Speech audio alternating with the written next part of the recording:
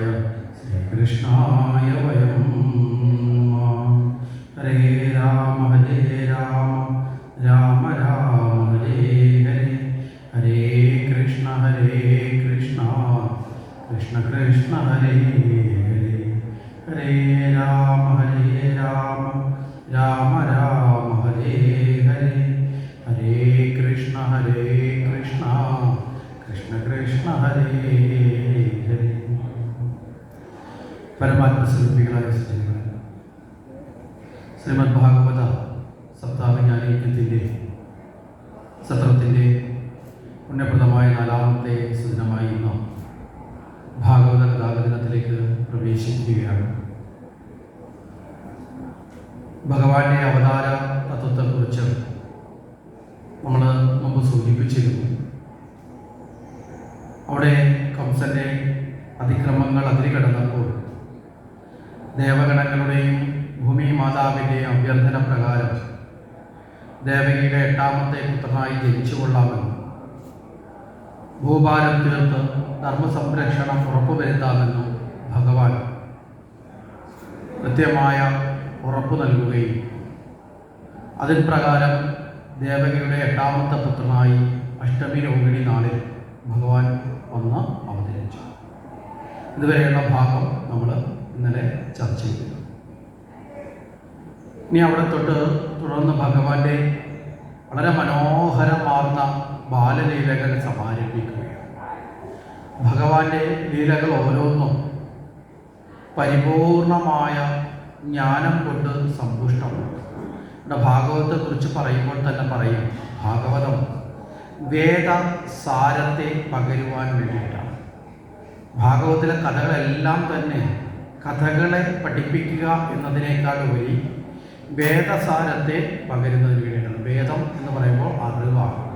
അറിവിനെ, നമ്മുടെ ജീവിതത്തിന് ആവശ്യമായിട്ടുള്ള ഉന്നതമായ ശ്രേഷ്ഠമായ അറിവിനെ പകരുക എന്നതിനെയാണ് ഭാഗവതത്തിലൂടെ ലക്ഷ്യമാക്കുന്നത്. ഈ പരിപൂർണമായ ജ്ഞാന സന്ദേശമാണ് ഭഗവാന്റെ ലീലയിലൂടെ കടന്നു വരുന്നത്. ഇവിടെ ഭഗവാന്റെ അവതാരത്തിലേക്ക് പ്രവേശിക്കുമ്പോൾ നമുക്ക് കാണാൻ സാധിക്കുന്നത് ശ്രീമദ് ഭാഗവതത്തിൻ്റെ 10ാമത്തെ സ്കന്ധത്തിലാണ് ഭഗവാന്റെ ചരിതം പറയുന്നത്. അതുവരെയുള്ള 9 സ്കന്ധങ്ങളിൽ വിവിധ തരത്തിലുള്ള ഭഗവാന്റെ മറ്റ് അവതാരങ്ങളെയൊക്കെ തന്നെ പ്രകീർത്തിച്ചു. ഭഗവത് ഭക്തന്മാരുടെ ചരിതം പ്രകീർത്തിച്ചു. ഭഗവത് നിഷേധികളുടെ അവസ്ഥയെക്കുറിച്ച് പ്രതിപാദിച്ചു. ഇത് കഴിഞ്ഞിട്ട് ഏതാണ്ട് 12 സ്കന്ധങ്ങൾ മാത്രമുള്ള ശ്രീമദ് ഭാഗവതത്തിൽ 10ാമത്തെ സ്കന്ധം മുതലാണ് ഭഗവാന്റെ അവതാരത്തെക്കുറിച്ച്, ഭഗവാന്റെ ലീലകളെ വർണ്ണിച്ച് തുടങ്ങുന്നത്. ഇവിടെ ഭാഗവത ഭാഷ്യകാരന്മാർ അല്ലെങ്കിൽ ഭാഗവത ആചാര്യന്മാർ പറയും, വ്യാസൻ ഭഗവാനെ ഭാഗവത ഗർഭത്തിൽ ഒളിപ്പിച്ചു വെച്ചിരുന്നതാണ് എന്ന് പറയാറ്. സാധാരണഗതിയിൽ ഇത് പറയാനുള്ള കാരണം, നമ്മുടെയൊക്കെ വീട്ടിലൊരു കുഞ്ഞ് ജനിക്കുന്നത് 10ാമത്തെ മാസമാണ് അല്ലേ? മനുഷ്യ സഹജമായിട്ട് ഓരോ ജീവികൾക്കും വ്യത്യാസമുണ്ട്. മനുഷ്യൻ്റെ 10 മാസം നമ്മളൊക്കെ പലപ്പോഴും പറയുന്നുണ്ടല്ലേ, 10 മാസം ചുവന്നിട്ടാണ് പ്രസവിച്ചതെന്നൊക്കെ ചിലപ്പോൾ കണക്ക് പറയാറുണ്ട്, ചിലർ കടമ പറയാറുണ്ട്. ഇതൊക്കെ ബോധ്യപ്പെടുത്താറുണ്ട് പലപ്പോഴും. അതിൻ്റെ ആ കഷ്ടപ്പാടുകളൊക്കെ വളരെ വലുതാണ്. അതുകൊണ്ട് തന്നെ ഏതെങ്കിലും ഒരു സമയത്തെങ്കിലും ഒരു അമ്മയുടെ വായിൽ എപ്പോഴെങ്കിലും ഒരു തവണയെങ്കിലും മക്കളോട് പറയാറുണ്ട്, ഞാൻ നിന്നെ 10 മാസം ചുവന്നിട്ടാണ് പ്രസവിച്ചത് അല്ലേ? എപ്പോഴെങ്കിലും ഒരു തവണയെങ്കിലും പറയാത്ത ഒരമ്മ പോലും ഉണ്ടാകുമെന്ന് തോന്നുന്നില്ല. അപ്പോൾ 10 മാസം ഗർഭം ധരിച്ചു. 9 മാസവും 10 ദിവസമാണ് കണക്കെങ്കിലും 10 മാസം തികച്ചിട്ടാണ് പറയുന്നത്. ഇവിടെ ഭാഗവതത്തിനും അതുപോലെ ഒരു പരമ തത്വമുണ്ട്. ഇവിടെ വ്യാസൻ ഭഗവാനെ അവതരിപ്പിക്കുന്നതിന് മുമ്പ് 9 സ്കന്ധങ്ങൾ ആ ഭഗവാനെ രൂപപ്പെടുത്തുന്നതിന് വേണ്ടി, അല്ലെങ്കിൽ ആ ഭഗവാന്റെ വരവിന് പര്യാപ്തമായ ബോധമണ്ഡലത്തെ ചിത്രീകരിക്കുന്നതിന് വേണ്ടി മാറ്റിവെച്ചു. അപ്പം അതുകൊണ്ടാണ് 10ാമത്തെ സ്കന്ധത്തിലൂടെ 10 മാസം ചുവന്ന് പ്രസവിക്കുന്നത് പോലെ ഭാഗവതം 9 സ്കന്ധങ്ങളിലായി ഭഗവാനെ ഗർഭം ധരിച്ചു. 10ാമത്തെ സ്കന്ധത്തിൻ്റെ കുറച്ച് ഭാഗം, നമ്മൾ പറയുന്നത് 9 മാസവും 10 ദിവസം എന്ന് പറയുന്നത് കുറച്ച് സമയം കഴിഞ്ഞപ്പോൾ ആരെ അവതരിപ്പിച്ചു? ഭഗവാനെ അവതരിപ്പിച്ചു. ഇതിന് വിവിധ തരത്തിലുള്ള അർത്ഥങ്ങളെ കാണാൻ നമുക്ക് സാധിക്കും. 10 ഇന്ദ്രിയങ്ങൾ നമുക്കുണ്ട്. ഈ 10 ഇന്ദ്രിയങ്ങളെയും എപ്പോഴാണോ നിയന്ത്രിക്കപ്പെടുന്നത് ആ നിയന്ത്രിക്കപ്പെടുന്ന നിമിഷത്തിലാണ് ഭഗവാൻ നമ്മുടെ ഉള്ളിൽ അവതരിക്കത്തുള്ളൂ. മനസ്സിലായില്ലേ? അതുവരെ നമ്മൾ എത്ര പ്രാർത്ഥിച്ചാലും ഭഗവാൻ എവിടെയായിരിക്കും? പുറത്തായിരിക്കും. നമ്മുടെ ഉള്ളിൽ തന്നെയുണ്ട്, പക്ഷേ അത് ഉള്ളിൽ സ്വയം പ്രകാശിതമായി മാറുകയില്ല. അത് പുറമേ ഉള്ള ഒന്നായിട്ട് നമുക്ക് ഉള്ളിലേക്ക് കൊണ്ടുവരാൻ സാധിക്കാത്തത്, അതിനെ പുറമേ ഉള്ള ഒന്നായിട്ട് നമ്മൾ കരുതേണ്ടി വരും. എങ്ങനെയാണെന്ന് ചോദിച്ചാൽ, നമ്മളൊക്കെ ഭക്തിയുടെ ആദ്യത്തെ തലത്തിൽ ഭഗവാനെ അന്വേഷിക്കുന്നത് എവിടെയാണ്? പുറമേ ഉള്ള വിഗ്രഹത്തിൽ, അല്ലേ? ഭഗവാന്റെ ചിത്രങ്ങളിൽ, അങ്ങനെയുള്ള പൂജാകേന്ദ്രം, ഇവിടെയൊക്കെയാണ് ഭഗവാനെ അന്വേഷിക്കുന്നത്. എപ്പോഴെങ്കിലും നമ്മൾ ജനിച്ച ഉടനെ നമ്മുടെ ഉള്ളിലേക്ക് ഭഗവാനെ അന്വേഷിച്ച് പോകാറുണ്ടോ? നമ്മൾ ആരെങ്കിലും അത്തരത്തിൽ പോകാറുന്നത് പതിവില്ല. ഇവിടെ കസ്തൂരിമാൻ എന്ന് പറയുന്ന ഒരു മാനിനെ കുറിച്ച് പറയാറുണ്ട് നമ്മുടെ ഭാരതത്തിൻ്റെ ചരിത്രത്തിൽ. ഈ കസ്തൂരിമാൻ ഹിമാലയ സ്ഥാനങ്ങളിൽ കാണപ്പെടുന്ന ഒരു ജീവിയാണ്. ഈ കസ്തൂരിമാൻ്റെ പ്രത്യേകത എന്താണെന്ന് വെച്ച് കഴിഞ്ഞാൽ, ഇതിനൊരു വളർച്ചയുടെ ഒരു പ്രായം എത്തിക്കഴിഞ്ഞാൽ ഇതിൻ്റെ ഉള്ളിൽ തന്നെ രൂപപ്പെടുന്ന ഒരു ദ്രവ്യമാണ്, ഒരു ദ്രാവകം പോലെ ഇറ്റിറ്റ് വീഴുന്ന ഒരു പദാർത്ഥമാണ് കസ്തൂരി എന്ന് പറയുന്നത്. ഇതിന് വലിയ മണമുണ്ട്. ഇതിൻ്റെ പൊക്കിൽ കൊടിയിലൂടെ ഇത് ഇറ്റ് താഴേക്ക് വീഴും. ഇത് പുല്ല് മേയാൻ പോകുന്ന സ്ഥലത്തൊക്കെ ഈ കസ്തൂരിയുടെ ഗന്ധം അതിങ്ങനെ ഇറ്റിറ്റ് പുൽക്കൊടിയിലൊക്കെ വീഴും. അപ്പോൾ ഈ പുല്ല് തിന്നാൻ പോകുന്ന സമയത്ത് ഇത് നോക്കുമ്പോൾ നല്ല മണമുണ്ട്. ഈ മണം എവിടെ നിന്ന് വരുന്നു എന്നറിയാൻ വേണ്ടി ഇത് ഇങ്ങനെ ഈ പുല്ലിലെല്ലാം മണപ്പിച്ച് കിടക്കും. അതിനൊരിക്കലും അറിയാൻ സാധിക്കത്തില്ല അതിൻ്റെ ഉള്ളിൽ നിന്ന് തന്നെയാണ് ഇത് പുറത്തേക്ക് വന്ന് വീഴുന്നതെന്ന് ഈ കസ്തൂരിമാന് അറിയാൻ സാധിക്കില്ല. ഇതുപോലെയാണ് തുടക്കത്തിൽ ഭക്തിയുടെ പാതയിലേക്ക് പോകുന്ന നമ്മുടെയും അവസ്ഥ. നമ്മുടെ ഉള്ളിൽ തന്നെ ഈശ്വരനുണ്ട് എന്ന്, ആ ഈശ്വരൻ്റെ തന്നെ പ്രതിഭാവമാണ് പുറമേയുള്ള വിഗ്രഹത്തിലൂടെ നമ്മൾ അന്വേഷിക്കുന്നതെന്ന്, വിളക്ക് കത്തിച്ച് വെച്ച് നമ്മൾ നാമം ജപിക്കുന്ന പൂജാമുറികൾ അന്വേഷിക്കുന്നതെന്ന് നമ്മൾ ചിന്തിക്കാറില്ല. അതുകൊണ്ട് നമ്മളെന്ത് ഈ പുറമേ അന്വേഷിച്ചു പോകും. പക്ഷേ ഇവിടെ കസ്തൂരിമാൻ ഒരിക്കലും ഇത് കണ്ടെത്തുന്നില്ല. പക്ഷേ മനുഷ്യനെ സംബന്ധിച്ചിടത്തോളം അവൻ കൃത്യമായ സാധനാമാർഗത്തിലൂടെ അവനവൻ്റെ ഉള്ളിൽ തന്നെ ഈശ്വരനെ കണ്ടെത്താൻ സാധിക്കും. അവിടെയാണ് പറഞ്ഞത് 10 ഇന്ദ്രിയങ്ങളെയും നിയന്ത്രിച്ചു. അപ്പോഴത്തേക്കും 10ാമത്തതിലല്ലേ അവിടെ ഒരു ഇന്ദ്രിയം 2 കർമ്മത്തിൽ ചേരുന്നതാണ്. നമുക്കറിയാം, ജ്ഞാനേന്ദ്രിയവും കർമ്മേന്ദ്രിയങ്ങൾ എടുക്കുമ്പോൾ 2ലും പെടുന്ന ഒരു ഇന്ദ്രിയമാണ് നാവ് എന്ന് പറയുന്നത്. അതായത് കർമ്മേന്ദ്രിയത്തിലും നാവുണ്ട്, അതേക്കന്നെ ജ്ഞാനേന്ദ്രിയത്തിലും നാവ് ഉണ്ട്. അപ്പം ഞാൻ ഒന്ന് രുചിയുടെ രീതിയിൽ, ഒന്ന് വാക്കിൻ്റെ, കർമ്മത്തിൻ്റെ ഭാഗമാണ് വാക്കുകൾ ഉപയോഗിക്കുന്ന നാവാണ്. അങ്ങനെ നോക്കുമ്പോൾ മൊത്തത്തിൽ ആ രീതിയിൽ കണക്കൂട്ടിയാൽ 10 ഉണ്ടെന്ന് പറഞ്ഞാലും 9 എന്ന ഗണിതത്തിലേക്ക് വരാം. അപ്പോൾ ഒരാൾ 2 റോള് ചെയ്യുന്നത് കൊണ്ട് 9 കണക്കാക്കുമ്പോൾ ഇതിനെ നിയന്ത്രിക്കപ്പെട്ടാൽ, കാരണം ഈ ഇന്ദ്രിയങ്ങളാണ് നമ്മളെ പുറമേ ഉള്ള വിഷയങ്ങളുമായി, ഭൗതിക വിഷയങ്ങളുമായി ബന്ധിപ്പിച്ച് സുഖവും ദുഃഖവുമാകുന്ന വിവിധ കാര്യങ്ങളുടെ പുറകിൽ നമ്മളെ ക്ലേശിപ്പിക്കുന്നതും ആനന്ദിപ്പിക്കുന്നതും സുഖിപ്പിക്കുന്നതും രഞ്ജിപ്പിക്കുന്നതും ഒക്കെ ഈ ഇന്ദ്രിയങ്ങളാണ്. ആ ഇന്ദ്രിയങ്ങളുടെ പിടിയിൽ നിന്ന് മോചിതമായി ഇന്ദ്രിയങ്ങളെ ഉൾവലിച്ചാൽ നമുക്ക് നമ്മുടെ ഉള്ളിലുള്ള ഈശ്വര സത്യത്തെ അറിയാൻ സാധിക്കും. അപ്പോഴാണ് സാക്ഷാൽ ഭഗവാൻ എവിടെ അവതരിക്കുന്നത്? നമ്മുടെ ഉള്ളിൽ അവതരിക്കുന്നത്. ഇനി ഭഗവാന്റെ ചരിതം എന്തുകൊണ്ട് ആദ്യമേ പറഞ്ഞില്ല? തുടക്കത്തിൽ തന്നെ ഭഗവാനാണല്ലോ ഭാഗവതത്തിൻ്റെ യഥാർത്ഥ കഥാപുരുഷൻ എന്ന് നമ്മൾ ചിന്തിക്കാം. ഇവിടെ ഏറ്റവും വിശിഷ്ടപ്പെട്ട ഒരു വ്യക്തി, ആ വ്യക്തി ഇപ്പം നമ്മുടെ വീട്ടിലേക്ക് വരികയാണെന്ന് വെക്കുക. വളരെ ശ്രേഷ്ഠമായി ഉള്ള ഏറ്റവും വിശിഷ്ട, ഭഗവാനേക്കാൾ വിശിഷ്ടനായി മറ്റാരുമില്ല, അത്രയും വലിയൊരു വ്യക്തി നമ്മുടെ വീട്ടിലേക്ക് വരിക എന്ന് നോക്കും. അങ്ങനെ വരുന്ന സമയത്ത് നമ്മുടെ വീട്ടിലേക്ക് ഒരു അതിഥിയായി വളരെ ശ്രേഷ്ഠനായ ഒരാൾ വരികയാണെങ്കിൽ നമ്മൾ എന്ത് ചെയ്യും? നമ്മുടെ വീടിൻ്റെ പരിസരമൊക്കെ വൃത്തിയാക്കും, അല്ലേ? എല്ലാ ദിവസവും തൂക്കുമെങ്കിലും അന്ന് വിശേഷാലൊന്ന് തൂക്കത്തില്ലേ? ഇടയ്ക്കൊന്ന് ഇറങ്ങി ഒന്ന് നോക്കും, കരിയിലും എല്ലാം കിടപ്പുണ്ട്, അതൊന്ന് ഉള്ളിപ്പറക്കി കളയും കൂടെ ചെയ്യും. ശരിയല്ലേ? മറ്റേത് രാവിലെ തൂത്താൽ പിന്നെ തിരിഞ്ഞു പോലും നോക്കത്തില്ല, പിന്നെ മരത്തിനെ കുറ്റം പറയും കരിയില വീഴുന്നതിന്. ഇതങ്ങനെയല്ല, വിശേഷപ്പെട്ട ഒരു വ്യക്തിയുടെ ഇതെല്ലാം ചെയ്യും. ഇത് കഴിഞ്ഞ് എല്ലാം അടക്കി പതുക്കെ വെച്ച് കഴിഞ്ഞാലും വീട്ടിലെ കുട്ടികൾ എന്തെങ്കിലുമൊക്കെ എടുത്ത് അങ്ങോട്ടും ഇങ്ങോട്ടൊക്കെ വാരിയിട്ടിട്ടുണ്ടോ എന്നൊക്കെ നോക്കി ഏറ്റവും ഒടുവിൽ ഒന്നുമില്ലെങ്കിലും കസേര പൊടിയില്ലെങ്കിലും ഒരു തുണി എടുത്തുകൊണ്ടിരുന്ന് കസേരയൊക്കെ ഒന്ന് തുടച്ച്, ശരിയല്ലേ, എല്ലാം ഒന്ന് കൃത്യമാക്കിയിടും. കട്ടനൊക്കെ ഒന്ന് പിടിച്ച് നേരെ ആക്കിയിടും, അകത്തുള്ള ഒന്ന് പുറത്ത് കാണണ്ടെന്നൊക്കെ വെച്ചിട്ട് എല്ലാം ഒന്ന് കൃത്യമാക്കി തയ്യാറാക്കിയിടും. എന്താ കാരണം? വരുന്ന ആളിനോടൊരു ബഹുമാനമുണ്ട്. ഇവിടെ ഈ ഭഗവാൻ ഭക്തന്റെ മനസ്സിലേക്ക് വരണമെങ്കിൽ ഭക്തന്റെ മനസ്സിനെ ഒന്ന് അടുക്കിപ്പറുക്കി ചിട്ടപ്പെടുത്തണം. അപ്പോൾ അടുക്കിപ്പറുക്കി ചിട്ടപ്പെടുത്തുമ്പോൾ എന്ത് ചെയ്യും?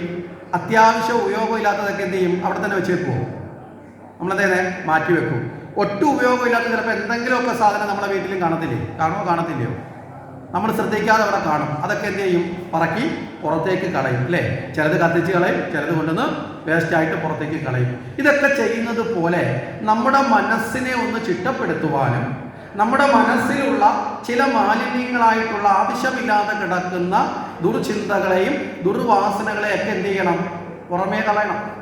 മനസ്സിലായോ? അപ്പൊ അതിനു വേണ്ടിയിട്ടാണ് 9 സ്കന്ധങ്ങളിൽ വിവിധ അവതാരങ്ങളെ കുറിച്ച് പറഞ്ഞത്. ഓരോ അവതാരങ്ങളും ഓരോ സന്ദേശം നമുക്ക് നൽകുന്നു, അറിവ് നമുക്ക് നൽകുന്നു. ഓരോ ഭക്തന്മാരുടെ ചരിതവും അറിവ് നൽകുന്നു, അതുപോലെ മുക്തി കൊടുക്കുന്ന സമയത്തുള്ള അറിവ് നൽകുന്നു അല്ലേ? ഇതൊക്കെ ഉപയോഗിച്ച് നമ്മൾ പരിവർത്തനം വരുത്തി മുന്നോട്ട് പോകണം. നമ്മൾ നമ്മളിലുള്ള പരിവർത്തനം വരുത്തണം. അപ്പൊ ആദ്യമേ നമ്മൾ വരാഹാവതാരം ഒന്ന് ചുരുക്കി പറഞ്ഞാൽ, വരാഹാവതാരം കേൾക്കുമ്പോൾ എന്താ? എൻ്റേതെന്ന ഭാവത്തെ ഉപേക്ഷിക്കുക. നരസിംഹ അവതാരത്തിലേക്ക് വരുമ്പോൾ ഞാൻ എന്ന ഭാവത്തെ ഉപേക്ഷിക്കുക. അത് കഴിഞ്ഞ് ജഡഭരതന്റെ ഇതിലേക്ക് വരുമ്പോൾ വാസനകൾ ഭഗവാനെ ഉറപ്പിച്ചു നിർത്തുക. ഈ ജന്മത്തിൽ സാധിച്ചില്ലെങ്കിൽ അടുത്ത ജന്മത്തിലെങ്കിലും എനിക്ക് ഭഗവാനിലേക്ക് പോകണമെന്ന് ആവർത്തിച്ച ബോധത്തിലേക്ക് വരിക. അവിടെ അങ്ങനെ പോകണമെങ്കിൽ എന്ത് ചെയ്യണം? അജാമളൻ ചെയ്തതുപോലെ എന്ത് ചെയ്യണം? നാമസങ്കീർത്തനം അല്ലേ? അജാമളൻ ഒരു നാരായണ വിളിച്ചപ്പോൾ തന്നെ മോക്ഷം കിട്ടി. അപ്പോൾ ആ നാരായണ എന്ന നാമം എപ്പോഴും എന്ത് ചെയ്യണം? നാമസങ്കീർത്തനത്തിലൂടെ വിളിക്കണം. അവിടെ അംബരീഷന്റെ ചരിതം എങ്ങനെയാ? എന്തൊക്കെ വിപത്ത് വന്നാലും എന്താ? ആരെ സ്മരിക്കുക? ഭഗവാനെ സ്മരിക്കുക. സുഖമായിക്കോട്ടെ ദുഃഖമായിക്കോട്ടെ ഭഗവാനെ നീ എന്ത് തന്നാലും ഞാൻ നിന്നെ സ്മരിക്കുന്നു എന്നുള്ള ഭാവത്തിലേക്ക് നിൽക്കുക. വാമനമൂർത്തിയുടെ അവതാരം പറഞ്ഞ സമയത്ത് പറഞ്ഞു എന്താ? അവിടെ അഹംഭാവത്തെ പൂർണ്ണമായി ഇല്ലാതാക്കുക, ഭഗവത് പാദങ്ങളിൽ ഉപേക്ഷിക്കുക.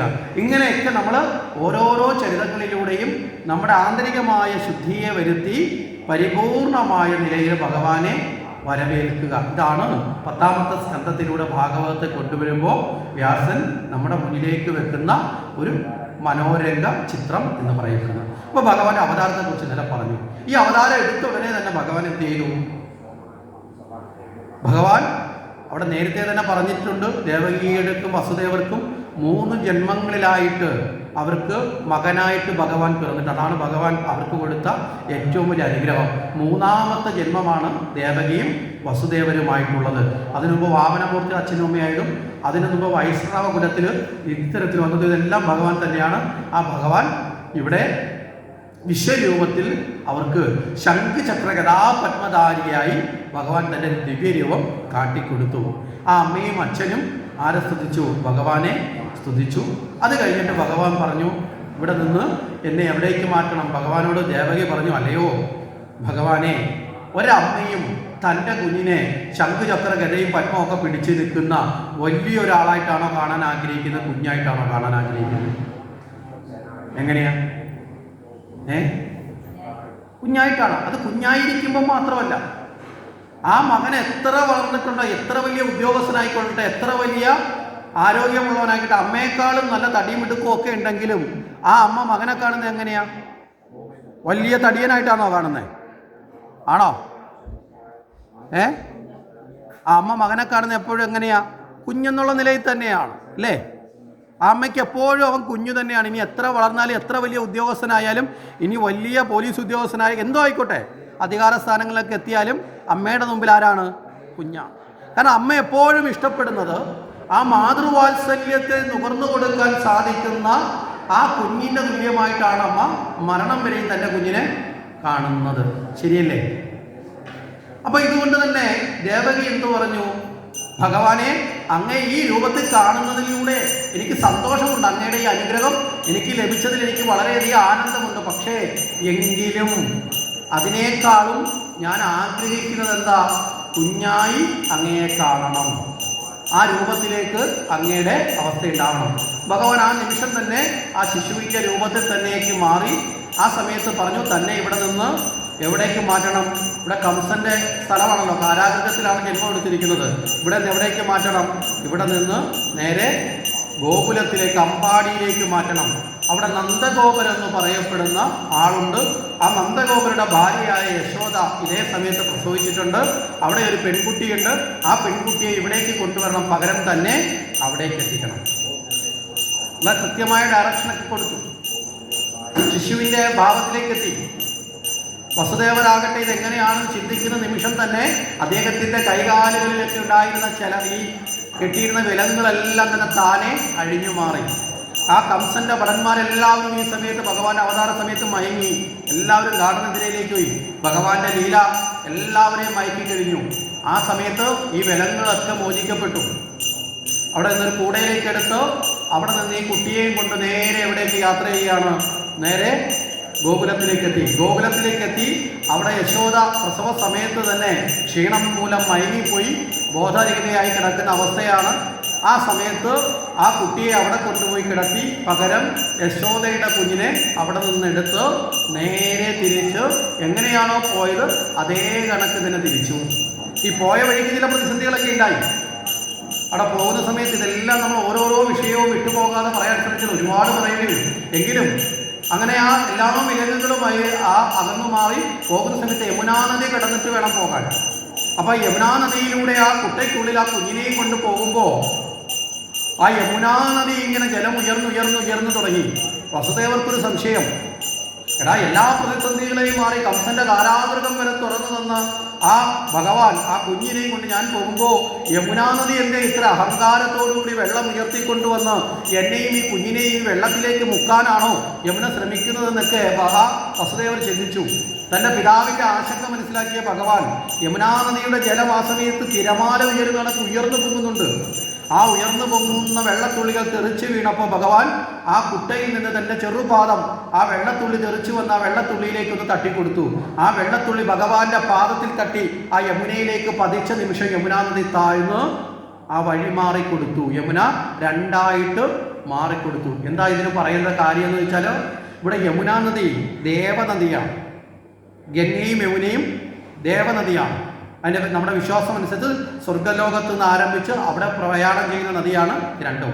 ഗംഗാനദിയെ വളരെ മുമ്പ് തന്നെ ഭഗീരഥൻ തൻ്റെ ആ പിതാമഹന്മാർക്ക് മോക്ഷം കൊടുക്കാൻ വേണ്ടി ഭഗീരഥൻ തപസ് ചെയ്ത് അതിനെ ഭൂമിയിലേക്ക് കൊണ്ടുവന്നു. നമുക്കറിയാം, ശിവഭഗവാന്റെ ജടയിലേക്ക് വന്നു. ആ ജടയിൽ നിന്നത് ഭൂമിയിലേക്ക് അതിനെ ഒഴുക്കി കൊണ്ടുവന്നു. അപ്പോൾ അങ്ങനെ ഗംഗ പോയപ്പോൾ യമുന ചോദിച്ചു, അല്ല ഞങ്ങൾ രണ്ടുപേരും ഇവിടെ ഉണ്ടായിരുന്നു, ഒരാളെ മാത്രം ഭഗവാൻ അങ്ങ് കൊണ്ടുപോയല്ലോ, എനിക്കും ഒന്ന് പോകണമെന്നൊക്കെ ആഗ്രഹമുണ്ട്. കാരണം ദേവതുല്യമായ ഭാരതത്തിൽ നമ്മൾ പറയാറില്ലേ, പുല്ലായെങ്കിലും ഈ മണ്ണിൽ പുലരാൻ പുണ്യമുദിച്ചെങ്കിൽ ജീവൻ സാർത്ഥകമായെന്നാൽ തവം അവരനിശം ചെയ്തില്ലേ. ഒരു പുല്ലായിട്ടെങ്കിലും ജനിക്കാൻ ഈ ഭാരതഭൂമിയിൽ സാധിച്ചാൽ അതൊരു മഹത്വമാണ് എന്നൊരു വിശ്വാസമുണ്ട്. അതുകൊണ്ടാണ് പൂന്താനം ഗുരുവായൂരപ്പനെ സ്തുതിക്കുമ്പോൾ ആ ഗുരുവായൂരപ്പനെ സ്തുതിക്കുന്ന കൂട്ടത്തിൽ ഭാരതത്തെ സ്തുതിക്കാൻ പൂന്താനം വിട്ടുപോയില്ല. ഭാരത മഹിമ എന്ന് പറയുന്നൊരു ഭാഗം തന്നെയുണ്ട്. കർമ്മങ്ങൾക്കു വിളനിലമാകിയ ജന്മദേശം ഈ ഭൂമി എന്നറിഞ്ഞാലും കർമ്മനാശം വരുത്തേണമെങ്കിലും ചെമ്മേ മറ്റെങ്ങും സാധിയാ നിർണയം. എല്ലാ കർമ്മങ്ങൾക്കും വിളനിലമാകിയ ഈ ഭൂമി ഏതാണ്? വിശ്വനാഥന്റെ മൂലപ്രകൃതിതാൻ. ഉദാഹരണം പറയാണ്, സാക്ഷാൽ മഹാദേവന്റെ മൂലപ്രകൃതി ആരാ? പാർവതീദേവി. മറ്റൊരർത്ഥത്തിൽ നമ്മൾ പറഞ്ഞാൽ വിഷ്ണു ഭഗവാന്റെ പത്നി എന്ന സങ്കല്പം ആർക്കുണ്ട്? ഭൂമി മാതാവിനുണ്ട്. അപ്പൊ ആ പരാശക്തിയുടെ തന്നെ ഭാവമായി കാണുന്ന ഭൂമി സർവദേവന്മാരും ഋഷീശ്വരന്മാരും തപോവികാര കേന്ദ്രമാക്കി മാറ്റിയ ഋഷിമാരുടെ ധാർമ്മികമായ ഭൂമി, തപോഭൂമി. അവിടേക്കൊന്ന് എഴുതാൻ യമുനാദേവി ആഗ്രഹിച്ചുകൊണ്ട് വിഷ്ണു ഭഗവാനോട് ചോദിച്ചു. വിഷ്ണു ഭഗവാൻ പറഞ്ഞു, കൃഷ്ണാവതാര കാലത്താകട്ടെ നിന്നെയും ഞാൻ കൊണ്ടുപോയിക്കോളാം എന്ന് പറഞ്ഞു. അങ്ങനെ ഭഗവാന്റെ കൃഷ്ണാവതാരം പ്രതീക്ഷിച്ചിട്ടാണ് യമുനാ നദി ഭൂമിയിലേക്ക് വന്നു എന്ന് പറയപ്പെടുന്നത്. അതുകൊണ്ടാണ് ഭഗവാന്റെ ലീലകളെല്ലാം യമുനാ തീരത്താണ് നമുക്ക് കാണാൻ സാധിക്കുന്നത്. ആ യമുനാ നദിയുടെ അടുത്തുകൂടി ഭഗവാനെയും ചുവന്നുകൊണ്ട് വസുദേവരിങ്ങനെ ആ അമ്പാടിയിലേക്ക് പോകുമ്പോൾ യമുനാ നദിക്കൊരു സംശയം, ഞാൻ പ്രതീക്ഷിച്ചിരുന്ന ആൾ വന്നോ, ആ ആൾ തന്നെയാണോ ഈ പോകുന്നത് എന്നൊന്ന് അറിയാൻ വേണ്ടിയിട്ടാണ് യമുനാ നദി. നമുക്കറിയില്ലേ, ഏതെങ്കിലും ഒരു ഭാഗത്ത് അപ്പുറത്തൊരു സംഭവം നടക്കുന്നു എന്ന് വെച്ചാൽ നമ്മൾ അവിടെ ഇരുന്നുകൊണ്ട് നോക്കി കാണാൻ പറ്റില്ല. പിന്നെ നമ്മൾ എന്ത് ചെയ്യും? നമ്മൾ എഴുന്നേറ്റ് നോക്കും. അവളോട് പറ്റിയില്ലെങ്കിലോ ആ കെട്ടിയിരിക്കുന്ന തുണിക്കകത്തോ അതിനകത്ത് അള്ളിപ്പിടിച്ചെങ്കിലും തലയിട്ട് പൊക്കി നോക്കും. ഇതുപോലെ യമുനാ നദിയുടെ ജലമൊന്ന് ഉയർന്നു പൊങ്ങിയതാണ്. ആ കുട്ടയിലൂടെ കിടക്കുന്ന കുഞ്ഞിനെ ഒന്ന് കാണാൻ ഭഗവാൻ ആ സമയത്ത് തൻ്റെ പാദങ്ങളൊന്ന് നീട്ടിയപ്പോൾ യമുനാ നദിയുടെ ജലത്തുള്ളികൾ വന്ന് സ്പർശിച്ചു വീണപ്പോൾ യമുനാ നദിക്ക് മനസ്സിലായി തൻ്റെ ആത്മസ്വരൂപനായ സാക്ഷാൽ ഭഗവാന്റെ പാദം തന്നെയാണ്. ആ ആനന്ദത്തോടുകൂടി പിന്നെ ഭഗവാന് വേണ്ടി വഴിയൊഴിഞ്ഞ് യമുന താഴേക്ക് മാറി. ഇപ്രകാരമുള്ള സംഭവ വികാസങ്ങളൊക്കെ ഇതിൻ്റെ ഇടയിൽ നടക്കുന്നുണ്ട്. അപ്പോൾ അവിടെ നിന്ന് ആ കുഞ്ഞിനെ കൊണ്ടുവന്ന് യശോദയ്ക്ക് ജനിച്ച പെൺകുഞ്ഞിനെ നമ്മൾ ഇന്നത്തെ കാലഘട്ടത്തിലൊക്കെ ചിന്തിച്ചാൽ സ്വന്തം കുഞ്ഞിനെ ഒരിടത്ത് കൊണ്ട് കൊടുത്തിട്ട് അവിടുന്ന് ഒരു കുഞ്ഞിനെ എടുത്തുകൊണ്ട് വന്നാൽ കുഞ്ഞിനെ തട്ടിക്കൊണ്ടുവരലാണ്. വസുദേവരൊക്കെ അകത്ത് പോയി കഴിഞ്ഞാൽ 10 വർഷം കഴിഞ്ഞാൽ ജാമ്യം കിട്ടാത്ത കേസൊക്കെയാണ്. പക്ഷെ ഇവിടെ ഭഗവാന്റെ ആ ഇച്ഛപ്രകാരം ആ ലീല നടക്കാൻ വേണ്ടി മായാസ്വരൂപിണിയായ സാക്ഷാൽ ഭഗവതിയാണ് ആരായി പിറന്നിരിക്കുന്നത്? യശോദയ്ക്ക് മകളായി പിറന്നിരിക്കുന്നത്. കൃഷ്ണ സഹോദരി എന്ന സ്ഥാനം കൊടുക്കുകയാണ് അവിടെ. അപ്പൊ ആ കുഞ്ഞിനെ നേരെ കൊണ്ടുവന്ന് കംസന്റെ കാരാഗൃഹത്തിലേക്ക് എത്തിച്ചു. ഇവിടെ സാധാരണ ഒരു കുഞ്ഞ് ജനിച്ചാൽ ഉടനെ കരയുന്ന ഒരു ശീലമുണ്ട് അല്ലേ? കുഞ്ഞുങ്ങൾ കരഞ്ഞില്ലെങ്കിൽ പിന്നെ ആകെ പ്രശ്നം മാതാപിതാക്കൾക്ക്, എന്തോ കുഴപ്പമുണ്ടെന്ന് പറഞ്ഞാൽ. ഇവിടെ ഭഗവാനെ സംബന്ധിച്ചോളം ഒരു കരച്ചിലുണ്ടായിരുന്നില്ല. കാരണം കരയാൻ പറ്റുന്ന സാഹചര്യത്തിലല്ലല്ലോ ജനിച്ചത്. ജനിച്ച ഉടനെ കരഞ്ഞാണെങ്കിൽ കംസന്റെ ആൾക്കാർ അപ്പോഴേ വരും, തിരക്കി പിടിക്കും. ഇനി അത് മാത്രമല്ല, അവിടെയും പുഞ്ചിരിച്ചുകൊണ്ടാണ് വരുന്നത്. കാരണം അജ്ഞാനമാകുന്ന ഘോരാന്ധകാരം ഒരിക്കലും ആരെ പിടിക്കുന്നില്ല? ഭഗവാനെ പിടിക്കില്ല. നമ്മളൊക്കെ കരയുന്നത് ഒരർത്ഥത്തിൽ പറയുന്നത്, നമ്മുടെ ജീവൻ ഇങ്ങനെ അമ്മയുടെ ഉദരത്തിൽ നിന്ന് ഇങ്ങനെ താഴോട്ട് വരുമ്പോൾ കൈയും കാലും കൂപ്പിയാണ് നമ്മൾ അമ്മയുടെ ഗർഭപാത്രത്തിൽ കിടക്കുന്നതെന്നാണ് പറയുന്നത്. നമ്മളൊക്കെ ഈ വയറ്റിൽ കുഞ്ഞു കിടക്കുന്നതിൻ്റെ ചിത്രം നമ്മൾ പലപ്പോഴും നമ്മുടെ പാഠപുസ്തകത്തിലോ അല്ലെങ്കിൽ പല സ്ഥലങ്ങളിലോ ഒക്കെ നമുക്ക് കാണാറുണ്ട്. അതിനകത്ത് നമ്മൾ നോക്കിയാൽ കാണാൻ സാധിക്കും, കൈകൊണ്ട് മാത്രമല്ല തൊഴുന്നത്, കാലും കൂടെ ചേർത്ത് പിടിച്ച് തൊഴുകൊണ്ട് നടക്കുന്നത്. ഭഗവാനെ എന്നെ ഈ നരകത്തിലോട്ട് വിടല്ലേ. അതുകൊണ്ടാണ് ശിവ കീർത്തനത്തിൽ പറയും, ഈ നരകവാരിധി നടുവിൽ ഞാൻ. മനസ്സിലായി, ഇതൊരു നരകമാണ്.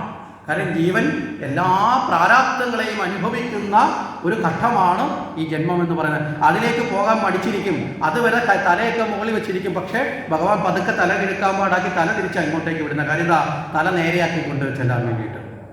അപ്പോൾ ആ കുഞ്ഞിങ്ങനെ കൊണ്ട് പുറത്തേക്ക് വരുമ്പോൾ ആ പൂർവ്വജന്മത്തിൻ്റെ കർമ്മവാസനകളെല്ലാം ഇങ്ങനെ കാത്ത് പ്രതീക്ഷിച്ച് നിൽക്കും. എന്തിനു വേണ്ടിയിട്ട്? ആ അജ്ഞാനം ആ ജീവനെ ആ നിമിഷം പിടികൂടും. ഈ അജ്ഞാനം വന്ന് പിടികൂടുമ്പോൾ ആ ജീവൻ്റെ ഒരു രോധനമുണ്ട്. ആ ജീവൻ്റെ രോധനമാണ് ഈ കുഞ്ഞിൻ്റെ ആദ്യത്തെ കരച്ചിലെന്നാണ് പറയപ്പെടുന്നത്. ഇവിടെ ഭഗവാനെ സംബന്ധിച്ചോളം അങ്ങനെ ഒരു രോധനം ഉണ്ടായില്ല. അതുകൊണ്ട് തന്നെയാണ് ഭഗവാനെ സുരക്ഷിതമായി കൊണ്ടുപോകാൻ സാധിച്ചു. തിരികെ ഈ കുഞ്ഞിനെ കൊണ്ടുവന്നു കഴിഞ്ഞപ്പോഴത്തേക്ക് ഇനി ഞാൻ വന്നു എന്ന് അറിയിക്കണമല്ലോ. ദേവകിയുടെ 8ാമത്തെ പ്രസവം എന്ന് പറയുന്നത് കംസനും അതുപോലെ കംസൻ്റെ അനുചരന്മാരെയൊക്കെ കാതുകൂർപ്പിച്ച് നിൽക്കുന്ന സംഭവമാണ്. കാരണം ബാക്കി 6 പേരെ വധിച്ചു. 7ാമത്തെ കുഞ്ഞ് എവിടെയോ ഗർഭമനസ്സി നഷ്ടപ്പെട്ടു എന്ന് ധരിച്ചിരിക്കുകയാണ്. അപ്പൊ പിന്നെ 8ാമനായി വരുന്നവനെ അവനെ പ്രതീക്ഷിച്ചിട്ടാണ് ഇരിക്കുന്നത്. അപ്പൊ ആ 8ാമത്തെ കുഞ്ഞിനെ പ്രതീക്ഷിച്ചിരിക്കുന്ന സമയത്താണ് പകരം ഈ പെൺകുഞ്ഞ് വന്ന് ഈ പെൺകുഞ്ഞിനെ കൊണ്ടുവന്ന കാരാഗൃഹത്തിനുള്ളിൽ കയറിയ നിമിഷം തന്നെ വീണ്ടും പഴയത് കണക്ക് എല്ലാ വിലങ്ങുകളും അതേ കണക്ക് വീണു. കാരണം കംസൻ ഒരു തരത്തിലും സംശയം ഉണ്ടാവരുത്. ആ കാരാഗൃഹത്തിന്റെ ഗേറ്റുകളെല്ലാം പഴയ കണക്ക് തന്നെ കൃത്യമായി. ഈ സമയത്ത് ഈ കുഞ്ഞു കരഞ്ഞു. ഈ കുഞ്ഞു കരഞ്ഞ ഉടനെ തന്നെ അതുവരെ ഗാഢമായ മയക്കത്തിൽ ആണ്ട് കിടന്നിരുന്ന കംസന്റെ അനുചരന്മാരെല്ലാം ഞെട്ടിയിടിക്കൂ. ദേ അകത്ത് കുഞ്ഞു പിറന്നിരിക്കുന്നു, വേഗം ആരെ അറിയിക്കണം? കംസനെ അറിയിക്കണം. വളരെ വേഗത്തിൽ കംസന്റെ അടുത്തേക്ക് ഓടിച്ചെന്നു. കംസന്റെ അടുത്ത് ചെന്നപ്പോൾ കംസൻ അവിടെ നിന്ന് നേരെ ശരവേഗത്തിലേക്കാണ് വരുന്നത്. കാരണം തൻ്റെ അന്ധകനെ തീർക്കാൻ, ജീവിക്കാൻ കൊതി എല്ലാവർക്കും ഉണ്ടാവില്ലേ?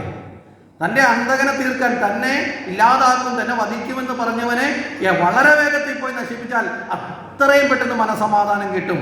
അതുവരെയുള്ള ടെൻഷൻ എത്ര കാലമായിട്ടാണെന്നറിയോ കംസനി ടെൻഷനിരിക്കുന്നത്? ഒരു നല്ല സന്തോഷത്തിൽ നിന്ന് തുടങ്ങി ദുഃഖമാണ്. ദേവകിയുടെ വിവാഹത്തിന് അന്ന് തൊട്ട് തുടങ്ങിയതാണ്. വർഷങ്ങൾ അനവധി കഴിഞ്ഞിട്ടുണ്ട്. അപ്പൊ നേരെ ഓടി വളരെ വേഗത്തിലേക്ക് കംസൻ വന്നു. നേരെ വരുമ്പോൾ ഈ കുഞ്ഞിനെ എടുത്തുകൊണ്ട് ദേവകി നിൽക്കുകയാണ്. ദേവകി അടുത്തേക്ക് എന്നെ കൈയൊക്കെ നീട്ടി. ദേവകി ഈ കുഞ്ഞിനെ ഭയന്ന് വിറച്ചുകൊണ്ട് കംസന്റെ കൈകളിലേക്ക് കൊടുത്തു.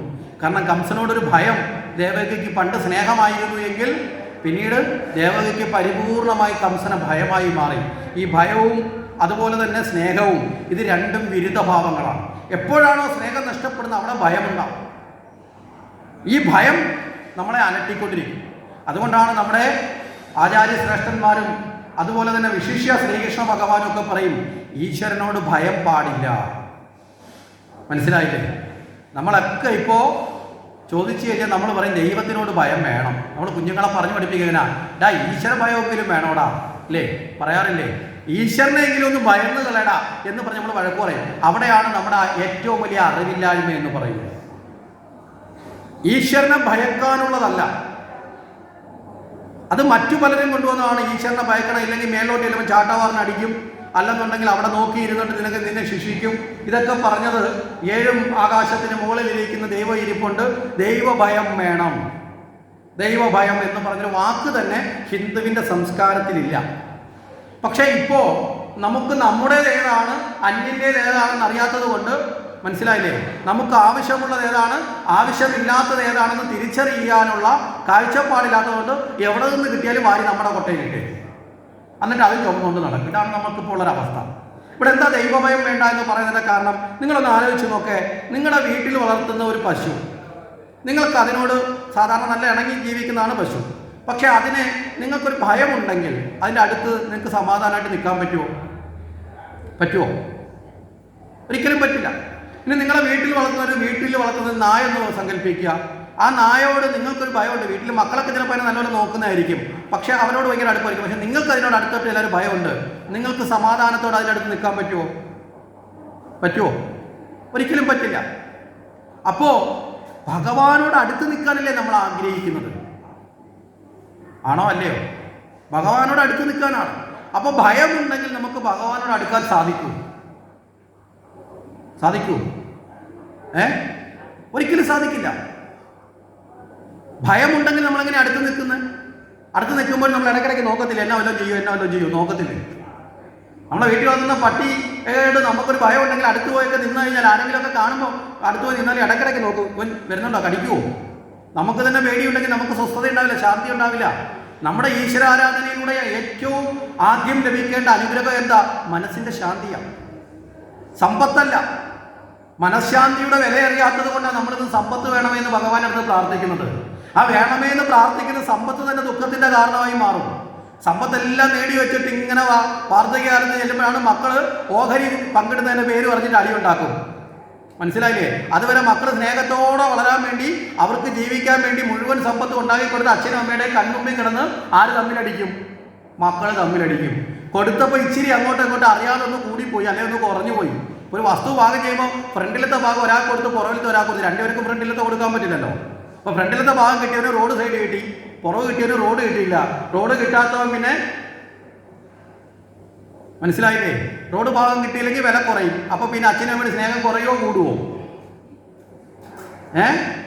എനിക്ക് ഫ്രണ്ട് തരാതെ ഫ്രണ്ട് അവന് കൊടുത്ത്, എന്നാൽ പിന്നെ നിങ്ങൾ അവിടെ പോയി കിടന്നോളാൻ പറയും. ഇതല്ലേ ഇന്ന് നടക്കുന്നത്? മനസ്സിലായില്ലേ? നമ്മൾ സമ്പാദിച്ചു കൊടുത്താണ്. നമ്മൾ ആഹാരം വെച്ച് കൊടുത്ത് വളർത്തിയെടുത്ത് അതേ ആരോഗ്യം അവർ നമ്മളെ നേരെ പ്രയോഗിച്ചില്ലെങ്കിൽ അത്ഭുതം. അത്ര മാത്രമേ ഉള്ളൂ. അവരിടിക്കുമ്പോൾ ഓരോ ഇടിയുടെ തൂക്കം നമ്മൾ കണക്കൂട്ടി നോക്കണം. ആ തൂക്കം അഥവാ ഇടിച്ചാൽ ആ തൂക്കം ആരുണ്ടാക്കി കൊടുത്തതാ? നമ്മളുണ്ടാക്കി കൊടുത്തതാ. മോനെ, നീ ഇച്ചിരി കൂടെ കഴിയടാ മോനെ, നീ കഴിക്കടാ, നീ ഇന്നിപ്പോൾ കുറേ നാളായിട്ട് ഒന്നും കഴിക്കുന്നില്ലല്ലോ, ക്ഷീണിച്ചു പോയല്ലോ എന്നൊക്കെ പറഞ്ഞ് നമ്മൾ കോരിക്കൊടുത്ത ചോറും സാമ്പാറും കറിയൊക്കെയാണ് അവൻ്റെ ആരോഗ്യം. അതായിരിക്കും അവൻ നമ്മളെ നേരെ പ്രയോഗിക്കും. എന്ന് വെച്ചാൽ അത് കൊടുക്കണ്ടെന്നല്ല പറയണം.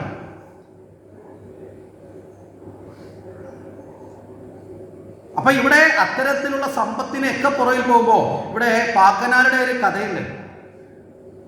പറയപറ്റ പന്തിരകുലത്തിലെ പാക്കനാർ ഒരിക്കല് ഒരു മലയുടെ മുകളിൽ ഈറ വെട്ടാൻ പോയി. ഈ കുട്ട നെയ്ത് മുറ നെയ്ത് വിൽക്കുന്നതാണ് പാക്കനാരുടെ ജോലി.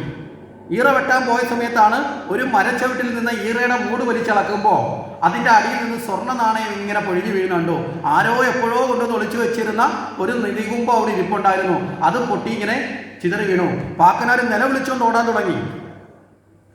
പാക്കനാർ പറഞ്ഞു, ദേ ആളക്കൊല്ലി എന്ന് പറഞ്ഞുകൊണ്ട് പാക്കനാർ ഓടാൻ തുടങ്ങി.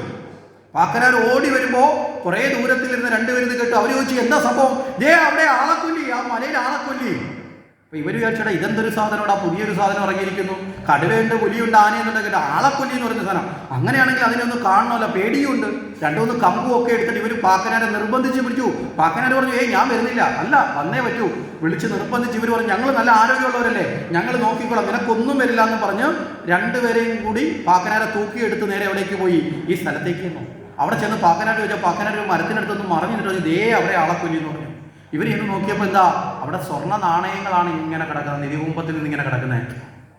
ഇവർ വിചാരിച്ചു, പാക്കനാർ എന്തൊരു വിഡിയാ അല്ലേ, നമ്മളാണെങ്കിലും അങ്ങനെയല്ലേ ചിന്തിക്കത്തുള്ളൂ.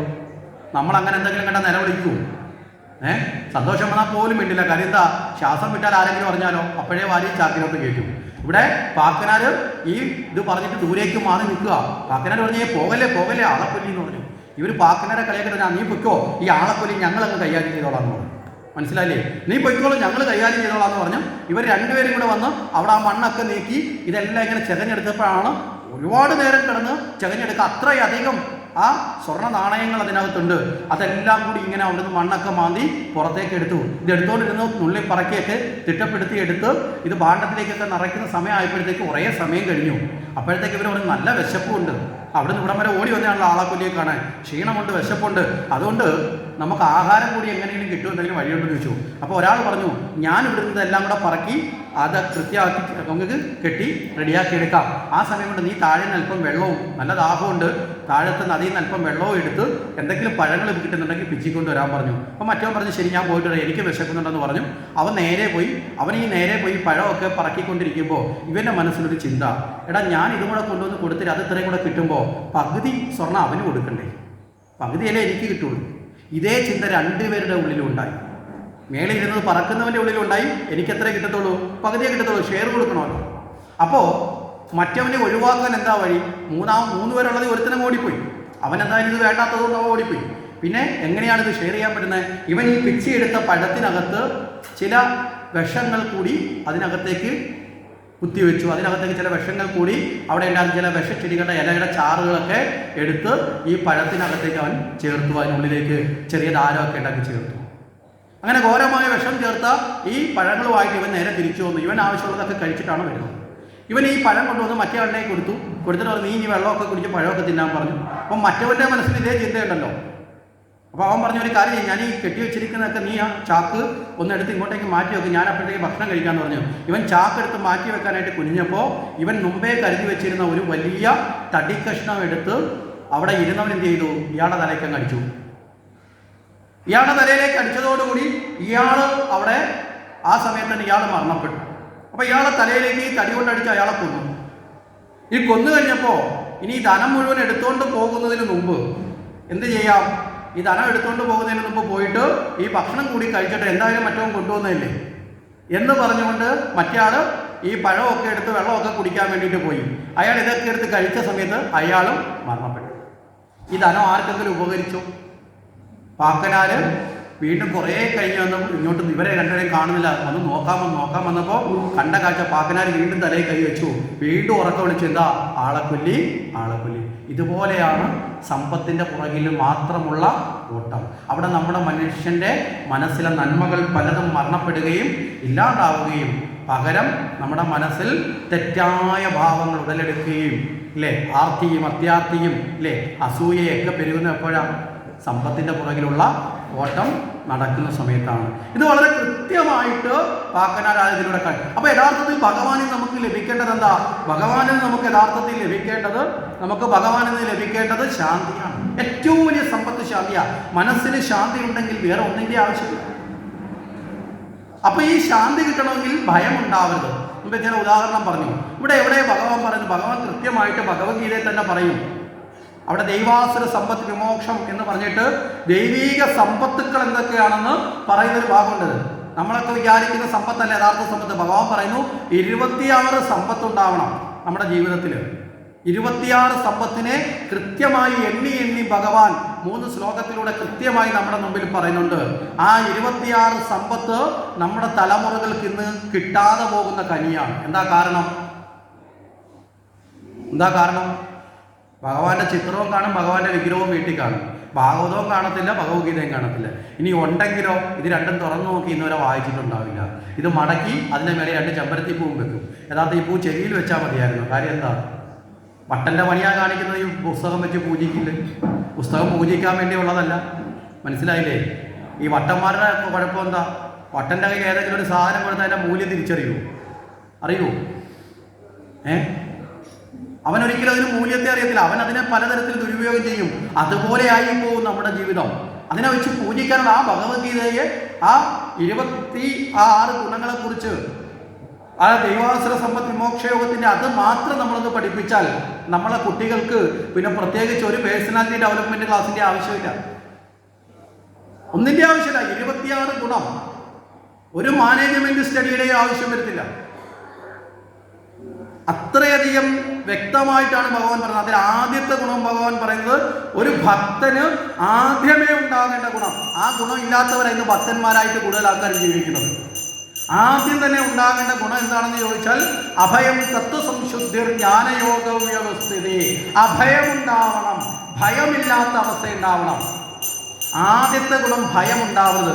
അങ്ങനെയാണ് ഭഗവാൻ തന്നെ പറയുന്നത്. അപ്പോൾ പക്ഷേ നമ്മളിപ്പോൾ പറയുന്നത് എങ്ങനെയാ? ദൈവത്തെ ഭയക്കണം അല്ലേ? നമ്മളടുത്ത് പലരും ചോദിച്ചാൽ അമ്പലത്തിൽ പറഞ്ഞാൽ ദൈവഭയം വേണ്ടേ? അമ്പലത്തിൽ ഭയം എടുക്കുന്നത് ഇല്ലെങ്കിൽ ദൈവം ദോഷം തന്നാലോ? ഭയം കൊണ്ടാ? അങ്ങനെയല്ല. അപ്പം ഭയമില്ലാത്ത അവസ്ഥയുണ്ടെങ്കിൽ മാത്രമേ. അപ്പം ഇവിടെയും നമുക്ക് പറയാൻ സാധിക്കുന്നത് കംസൻ ആ ഭയത്തിലാണ്. അതുകൊണ്ടാണ് കംസനിൽ ദൈവീയ ഗുണങ്ങളൊന്നുമില്ലാതെ പോകുന്നത്. മരണഭയത്തിലാണ്. ആ ഭയം കൊണ്ട് കംസനാണ് ഓടി വന്ന് ചോദിക്കുമ്പോൾ ദേവകിയെ എടുത്തു കൊടുത്തിട്ട് ദേവകി കംസനോട് പറയും, അല്ലയോ കംസ, ഇതൊരു പെൺകുഞ്ഞാണ്, 8ാമത്തെ പുത്രൻ എന്നല്ലേ അങ്ങയോട് പറഞ്ഞത്. അവിടെ ദേവകി ഇതുവരെയും സംസാരിക്കാത്ത ദേവകി തൻ്റെ കുഞ്ഞിന് വേണ്ടി വാദിക്കുകയാണ്. ദേവകി പറയും, ഇത് ഒരു പെൺകുഞ്ഞാണ്, ഇവളെ എനിക്ക് വളർത്താൻ തന്നുകൂടെ? പ്രത്യേകിച്ച് അമ്മമാർക്ക് ഈ പെൺകുട്ടികളോടൊരു സ്നേഹം കൂടുതലാണ് അല്ലേ? എപ്പോഴും അങ്ങനെയാണ്. അപ്പോൾ ഇവളെ എനിക്ക് വളർത്താൻ തന്നൂടെ എന്ന് ചോദിച്ചു. അപ്പോൾ ഇത് എന്തിനാണ് ഇങ്ങനെ കംസനോടൊരു ചോദ്യം ചെയ്യുന്നത്? കംസന്റെ മനസ്സ് അലിയോ അലിയത്തില്ലയോ എന്നുള്ളതല്ല പ്രശ്നം. ഇവിടെ ഭഗവാന്റെ ആ ഒരു ലീല പറയുമ്പോൾ ഏതൊരു ദുഷ്ടനും തൻ്റെ തെറ്റ് തിരുത്താൻ അവസാനം വരെയും ഒരു അവസരം ആര് കൊടുക്കും? ഭഗവാൻ കൊടുക്കും. ഒരുപക്ഷെ കംസൻ പറയാണ്, ഓ ഇതാ 8ാമത്തെ പുത്രനല്ലല്ലോ, ഇതൊരു പെൺകുട്ടിയല്ലേ, എന്നാൽ ശരി നിങ്ങൾ വളർത്തിക്കോ എന്ന് കംസൻ അഥവാ പറഞ്ഞിരുന്നു എങ്കിൽ അല്ലേ കഥയുടെ ഗതി മൊത്തം മാറില്ലേ? നമ്മൾ ആലോചിച്ച് നോക്ക്. പിന്നെ ആ കംസനെ കൊല്ലേണ്ട ആവശ്യമുണ്ടോ? കംസൻ അതോടുകൂടി നന്നാവും. കംസൻ അറിവില്ലാത്ത ആളൊന്നുമില്ല, അറിവൊക്കെ ഉണ്ട്. കംസന്റെ അറിവ് കാണണമെങ്കിൽ ഇനി അങ്ങോട്ട് തൊട്ടുപുറകെ വരും. പക്ഷേ ആ അറിവിനെ നടത്താനുള്ള ആ ഒരു മനഃശുദ്ധിയില്ല. കാര്യങ്ങളൊക്കെ അറിയാം, പക്ഷെ മനസ്സിന് ശുദ്ധിയില്ല. സ്വന്തം കാര്യത്തിലോ താല്പര്യമാണ്. അപ്പോൾ ദേവകി ഇതൊക്കെ ചോദിച്ചു, അമ്മിട്ടും സമ്മതിച്ചില്ല. പെണ്ണെങ്കിൽ പെണ്ണ്. കാരണം എന്താ? നാരദർ പറഞ്ഞ വാക്ക് ഓർമ്മയുണ്ട്. പുരുഷനായിരുന്നവൻ പെട്ടെന്ന് പെണ്ണായി മാറിയതുവരെ സാക്ഷാൽ വിഷ്ണുവാണ് മോഹിനി വേഷത്തിൽ. അതുകൊണ്ട് പെണ്ണായി വരുന്ന കുഞ്ഞ് പുരുഷനായി മാറാൻ വല്ല സമയത്തിൻ്റെ താമസമുണ്ടോ? നാരദർ പെണ്ണങ്ങനെ ഒരു കാര്യം പറഞ്ഞിരുന്നല്ലോ, നമ്മൾ സൂചിപ്പിച്ചതുമാണ്. അതുകൊണ്ട് എന്ത് ചെയ്തു? പെണ്ണെങ്കിൽ പെണ്ണ് എന്തായാലും ഇനി മായാജാലത്തിനൊന്നും ഞാൻ കാത്തു നിൽക്കുന്നു. നിലത്തേക്ക് അടിക്കാനായിട്ട് ഒരുങ്ങി കയ്യിൽ നിന്ന് ഉയർന്നു പൊങ്ങി, ആ കംസന്റെ കയ്യിൽ നിന്ന് പിടിവിട്ട് ഉയർന്നു പൊങ്ങി, ആ അഷ്ടഭുജങ്ങളിൽ ആയുധത്തോടു കൂടിയ ദിവ്യദേവതയായി പ്രത്യക്ഷപ്പെട്ട് ആ ദേവത അവിടെ നിന്നുകൊണ്ട് പറഞ്ഞു, കംസ, നിന്റെ അന്തകൻ ഭൂമിയിൽ പിറന്നിട്ടുണ്ട് അല്ലേ? നിന്റെ അന്തകൻ ഭൂമിയിൽ പിറന്നിട്ടുണ്ട്. പരാക്രമം എന്നോട് വേണ്ട.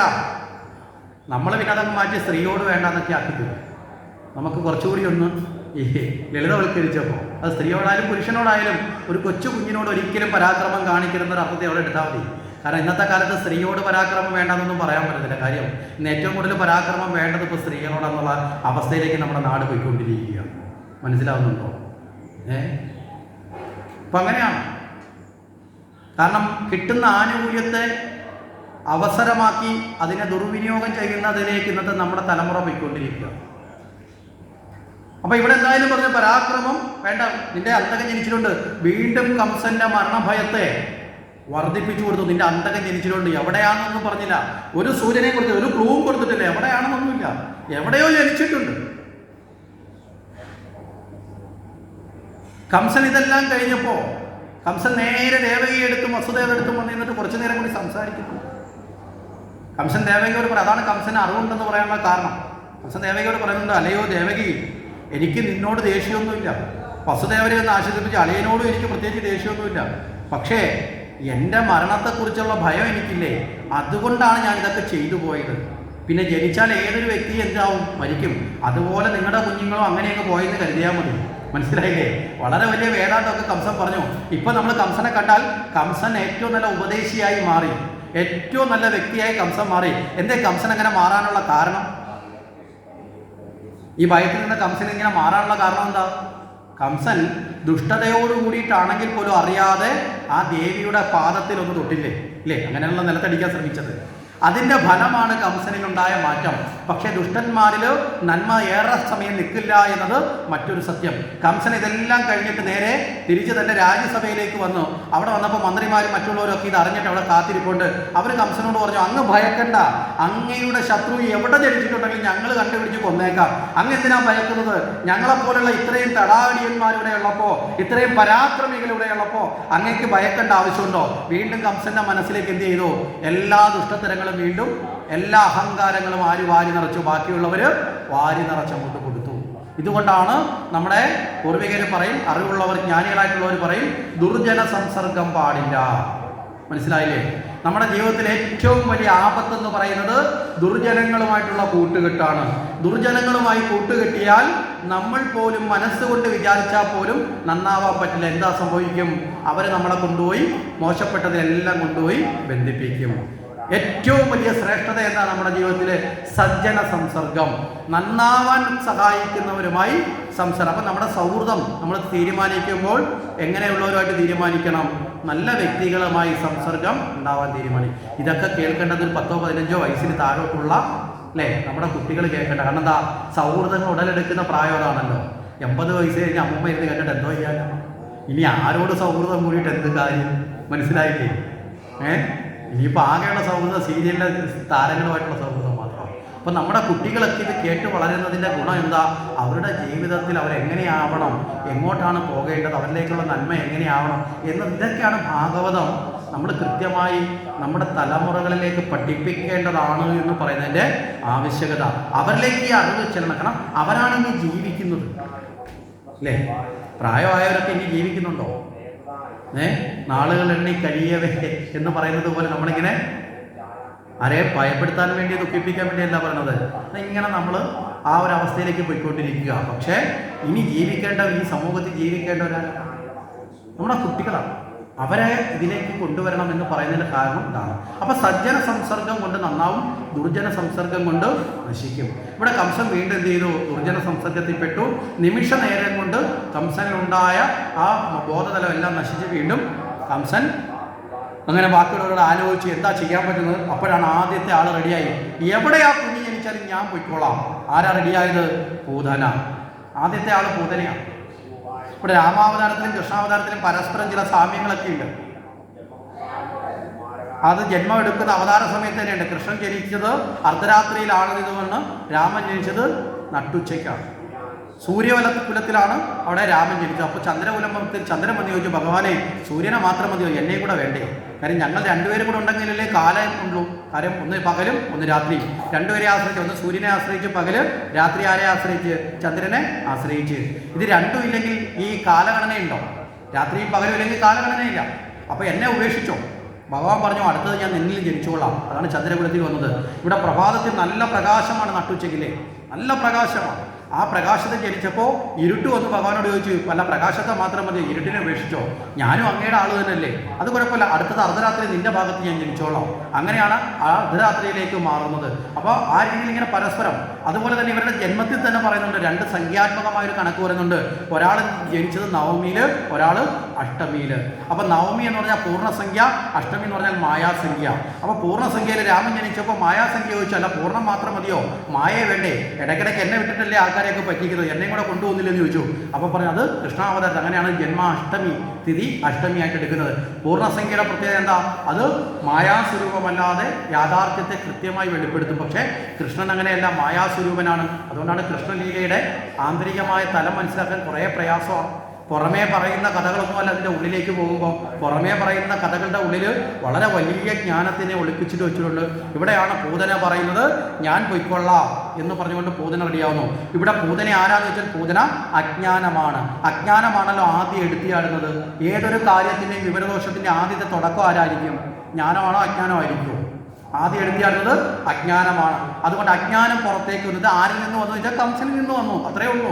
കംസന്റെ രാജ്യസഭയിൽ നിന്ന് വന്നു വെച്ചാൽ കംസനിൽ നിന്ന് വന്നു. ഇവിടെ കംസൻ എന്ന് പറഞ്ഞാൽ ആ വാക്കിന്റെ അർത്ഥം ദേഹാഭിമാന ബോധത്തിൽ അഹങ്കരിക്കുന്നവൻ എന്നാണ്. അപ്പൊ ദേഹാഭിമാന ബോധത്തിൽ അഹങ്കരിക്കുന്നവന്റെ ഉള്ളിൽ ഏറ്റവും ആദ്യം ചാടി പുറപ്പെടുന്ന അവിവേകിയായ എടുത്തുചാട്ടക്കാരൻ ആരാന്ന് ചോദിച്ചാൽ അജ്ഞാനമാണ്. ആ അജ്ഞാനമാണ് ഇവിടെ പൂതനയായി രംഗത്ത് വന്നു. പൂതന പറഞ്ഞു, ഞാൻ പൊയ്ക്കോളാം. അജ്ഞാനം പിന്നെന്താ? ചമഞ്ഞു പോകും ഒരു ചൊല്ലുണ്ട്. അജ്ഞാനം പോകുന്നത് വെച്ചാൽ ചമഞ്ഞു പോകും. ചമഞ്ഞു പോകും എന്ന് പറഞ്ഞാൽ നല്ല അലങ്കാരമൊക്കെ ഇട്ട് പോകും. അങ്ങനെ പോയിട്ടാണ് ആൾക്കാരെ ഭ്രമിച്ച് പറ്റിച്ച് ആപത്തിലേക്ക് കൊണ്ടുചാടും. ഇതാണൊക്കെ പൂതന പോകുമ്പോൾ ഈ ദുഷ്ടയൊക്കെ ആണെങ്കിൽ പോയപ്പോൾ എങ്ങനെയാ അതീവ സുന്ദരിയായിട്ട് മാറിയിട്ടാണ് പോകുന്നത്. നേരെ പോവുകയാണ് പൂതന.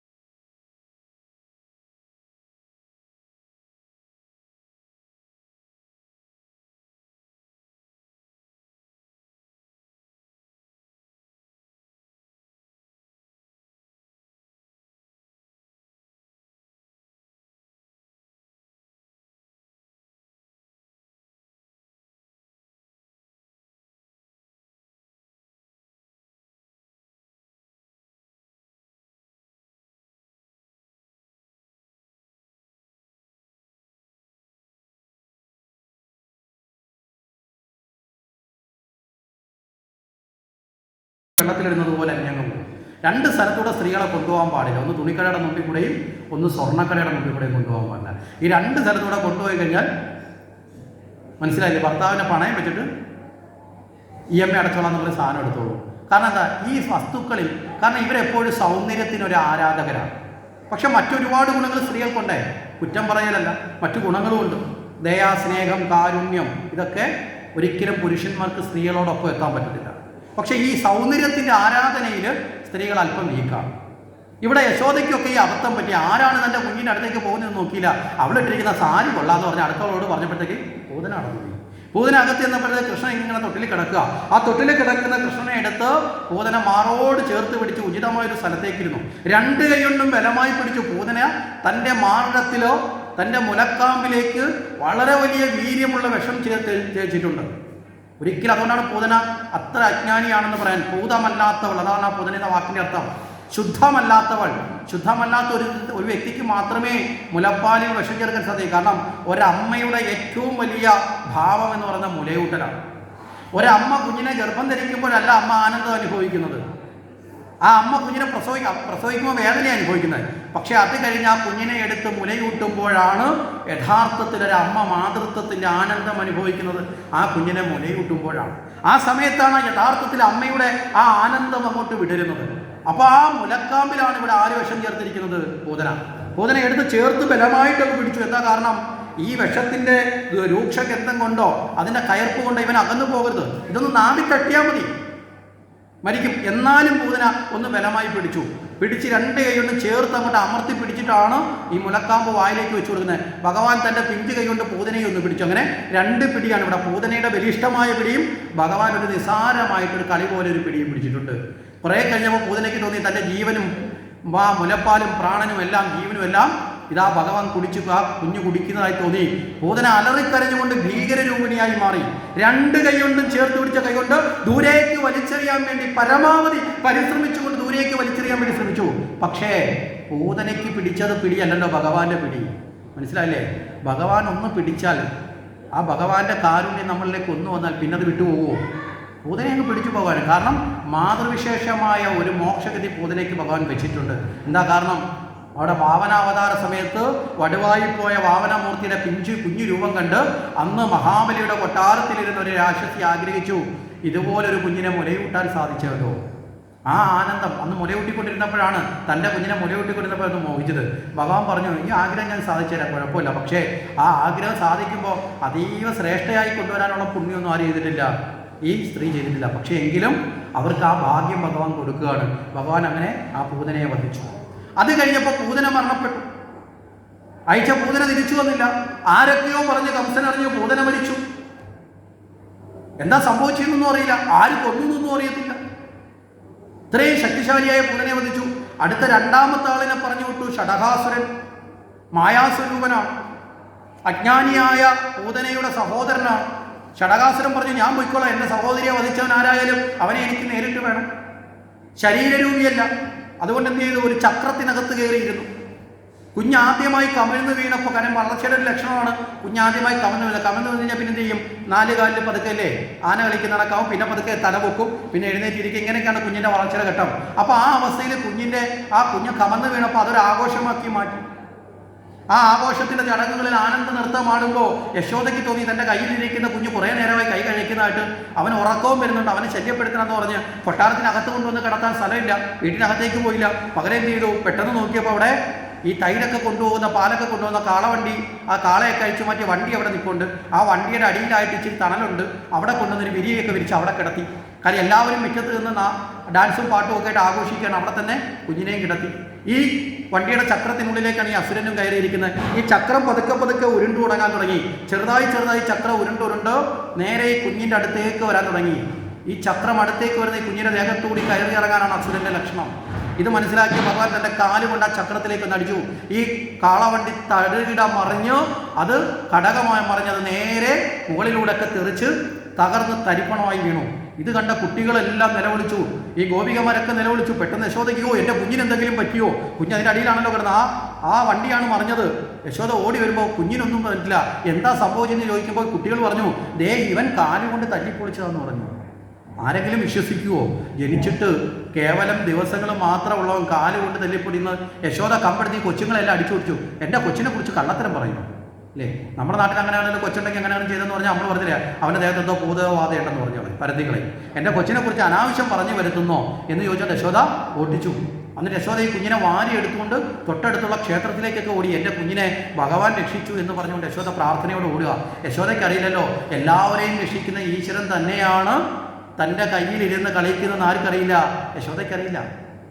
യശോദ തൻ്റെ കുഞ്ഞിൻ്റെ എടുത്തുകൊണ്ട് ആ പ്രാർത്ഥനയോടുകൂടി ഇങ്ങനെ ഓടുകയാണ് അങ്ങോട്ടും ഇങ്ങോട്ടും ഒക്കെ. അപ്പോൾ അവിടെ ഷഡകാസുരം വഹിച്ചു. ഇവിടെ ഷഡകാസുരം എന്ന് പറഞ്ഞാൽ ജഡത്വവാദമാണ്. അപ്പോൾ അജ്ഞാനം, ജഡത്വവാദം. അത് കഴിഞ്ഞിട്ട് തൊട്ടുപുറകിൽ അടുത്ത ആൾ വരുന്നുണ്ട്, തൃണവർത്തൻ. ചുഴലിക്കാറ്റായിട്ടാണ് വരുന്നത്. നമ്മുടെ സമയത്തിൻ്റെ ക്രമം അനുസരിച്ച് നമ്മൾ കുറച്ച് സ്പീഡിലേക്കൊന്ന് കയറുവാണ്. തൃണവർത്തം വരുന്ന സമയത്ത് ഈ ചുഴലിക്കാറ്റായിട്ട് വരുന്ന തൃണവർത്തൻ്റെ കയ്യിൽ പെടാതിരിക്കാൻ വേണ്ടി ഭഗവാൻ എന്ത് ചെയ്തു? ഈ സമയത്ത് ഭഗവാൻ യശോദയുടെ മടിയിലിരുന്ന് പാല് കുടിച്ചുകൊണ്ടിരിക്കുക. അപ്പോൾ ഈ കാറ്റിങ്ങനെ തന്നെ ലക്ഷ്യമാക്കി വരുന്നു എന്ന് ഭഗവാൻ മനസ്സിലാക്കി. ഈ കാറ്റ് തന്നെ ലക്ഷ്യമാക്കി വന്നാൽ ഈ കാറ്റിനുള്ളിൽ ആരും പെടും? അമ്മയും പെടും. അമ്മ അതിൽ പെടരുത്. അതുകൊണ്ട് എന്ത് ചെയ്തു? ശരീരത്തിൻ്റെ ഭാരം ഒന്ന് കൂടുന്നത് പോലെ തോന്നിപ്പിച്ചു. കുഞ്ഞിൻ്റെ വലിപ്പം അത്രയേ ഉള്ളൂ. പക്ഷേ യശോദയ്ക്ക് തോന്നി എന്തോ ഒരു ഭാരം കൂടി വരുന്നല്ലോ. യശോദ എന്ത് ചെയ്തു? അവിടെ ആ ഉമ്മറത്ത് ഒരു വിരിച്ച് അവിടെ കിടത്തിയിട്ട് യശോദ വീട്ടിലെ മറ്റു പണികളിലേക്ക് പോയി. ഇവിടെ കിടന്ന് ഉറങ്ങട്ടെ എന്ന് പറഞ്ഞ് വീട്ടിലകത്തുള്ള പണികളിലേക്ക് പോയി. ഈ സമയം കൊണ്ട് വന്ന ചുഴലിക്കാറ്റ് നേരെ വട്ടം ചുറ്റി പൊടിപടലങ്ങളെല്ലാം പടർത്തി അവിടെ ഉണ്ടായിരുന്ന എല്ലാവരുടെ കാഴ്ചയും മറച്ചു. കഴിഞ്ഞപ്പോഴോ ഈ കുഞ്ഞിനെ എടുത്ത് തോളിൽ വെച്ചുകൊണ്ട് മുകളിലേക്ക് ഉയർന്നു. എന്തിനാ ഇത് മുകളിലേക്ക് ഉയർന്നത്? കംസൻ ഇതുവരെ കുഞ്ഞുങ്ങളെയൊക്കെ നിലത്ത് കൈ പിടിച്ചിട്ട് നിലത്തോട്ട് അടിച്ചിട്ടേ ഉള്ളൂ. ഇത് അതിന് പകരം കംസനെ സന്തോഷിപ്പിക്കാൻ ഇവനാണ് ആളെങ്കിൽ, ആളാണെന്ന് ഉറപ്പൊന്നുമില്ല കേട്ടോ, ഇവനാണെങ്കിൽ ഇവനെ എന്ത് ചെയ്യണം? ഏറ്റവും മുകളിൽ കൊണ്ടുപോയി അവിടെ നിന്ന് ഇവിടെ ഒരു ചെറിയ ഡൗട്ട് മാത്രം തൃണവർത്തനുള്ളത്. ഇവിടേക്ക് വന്നപ്പോൾ അറിഞ്ഞു പൂതനയെ കൊന്നതും ഷഡകാസുരനെ വധിച്ചതൊക്കെ ഈ കുഞ്ഞുമായിട്ട് ബന്ധപ്പെട്ടാണ്. അതുകൊണ്ട് ഇവനെ ഏറ്റവും മുകളിൽ നിന്ന് നിലത്തേക്ക് എറിഞ്ഞു കൊല്ലണം. ഇതാണ് തോളിൽ എടുത്തുകൊണ്ട് മുകളിലേക്ക് വരുന്നത്. ഭഗവാനെ വിചാരിച്ചു ഇവിടം വരെ പോകുന്നെങ്കിൽ പോട്ടെ, പോകുന്നത് എവിടം വരെയാണെന്നുള്ള നിലയിൽ ഭഗവാൻ ഇങ്ങനെ നോക്കിയാണ്. കുറേ മുകളിലെത്തിയപ്പോൾ ഭഗവാന് മനസ്സിലായി ഇനി ഇവനെ വിട്ടിട്ട് കാര്യമില്ല. തൻ്റെ കാല് രണ്ടും കൂടെ അങ്ങ് ഞെരിച്ചു, കഴുത്തിലിരിക്കുകയാണല്ലോ, ഞെരിച്ച് കഴുത്ത് ഞെരിച്ച് ആ തൃണവർത്താസുരൻ മരിച്ച് നിലത്തേക്ക് വീണു. ആ വീണ തൃണവർത്താസുരൻ്റെ ഭീകര ശരീരത്തിൻ്റെ മുകളിൽ മെത്തയുടെ മുകളിൽ വന്ന് വീഴുന്നത് പോലെ ആര് വന്ന് വീണു? ഭഗവാനും വന്ന് വീണു. അവിടെ ഇരുന്നുകൊണ്ട് കളിക്കാൻ തുടങ്ങി. ഈ അലർച്ചയും ബഹളവും ഒക്കെ കേട്ടു യശോദയൊക്കെ. പക്ഷേ എന്താ നടക്കുന്നറിയില്ല. എല്ലാം മണ്ണും പൊടി ഇങ്ങനെ പറന്ന് കിടക്കുകയാണ്. അതിൻ്റെ ഇടയിൽ എന്താ കാഴ്ചയൊന്നുമില്ല. യശോദ അലറിക്കൊണ്ട് കണ്ണിലൊക്കെ പൊടി വീണിട്ടുണ്ടെങ്കിൽ പോലും തൻ്റെ കുഞ്ഞിനെ എവിടെയാണെന്ന് അറിയാൻ വേണ്ടിയിട്ട് അമ്മ കിടന്ന് ഓടുന്നുണ്ട്, അലറി വിളിച്ചുകൊണ്ട് ഓടുന്നു. മറ്റു ഗോപികമാർ യശോദയ്ക്ക് തുല്യമായിട്ട് ആ കുഞ്ഞിനെ സ്നേഹിക്കുന്ന അവരും ഓടുന്നുണ്ട്. ഇവരെല്ലാവരും ഇങ്ങനെ ഓടി ആ പൊടിപടലങ്ങളൊക്കെ നടങ്ങിയപ്പോൾ നോക്കുമ്പോൾ ഭീകരനായ ഒരു രാക്ഷസൻ കിടക്കുന്നു. അതിൻ്റെ മുകളിൽ ഒന്നും സംഭവിച്ചിട്ടില്ല കുഞ്ഞിനെ. യശോദ ഓടിച്ചെന്ന് കുഞ്ഞിനെ എടുത്തു. ഇത്തവണയൻ ഭഗവാൻ എൻ്റെ കുഞ്ഞിനെ രക്ഷിച്ചു എന്ന് പറഞ്ഞ് നേരെ മഞ്ഞൾ വെള്ളമൊക്കെ കലക്കി കുഞ്ഞിൻ്റെ ശിരസിലൊഴിച്ചു. ഈ കണ്ണുദോഷം കിട്ടാതിരിക്കാനൊക്കെ ചെയ്യുന്ന ഒരു പണ്ടത്തെ പ്രക്രിയ, മഞ്ഞൾ വെള്ളമൊക്കെ കലക്കി ഒക്കെ ഒഴിക്കുക, അതൊക്കെ ചെയ്തു. നേരെ ക്ഷേത്രത്തിൻ്റെ അടുത്തേക്ക് കൊണ്ടുപോയി വഴിപാടുകളൊക്കെ നേർന്നു ഒക്കെ കഴിഞ്ഞു. ഇങ്ങനെ ആര് മരിച്ചു? തൃണവർത്താസുരൻ മരിച്ചു. ഈ തൃണവർത്താസുരൻ എന്ന് പറയുന്ന കാമവാസനയാണ്.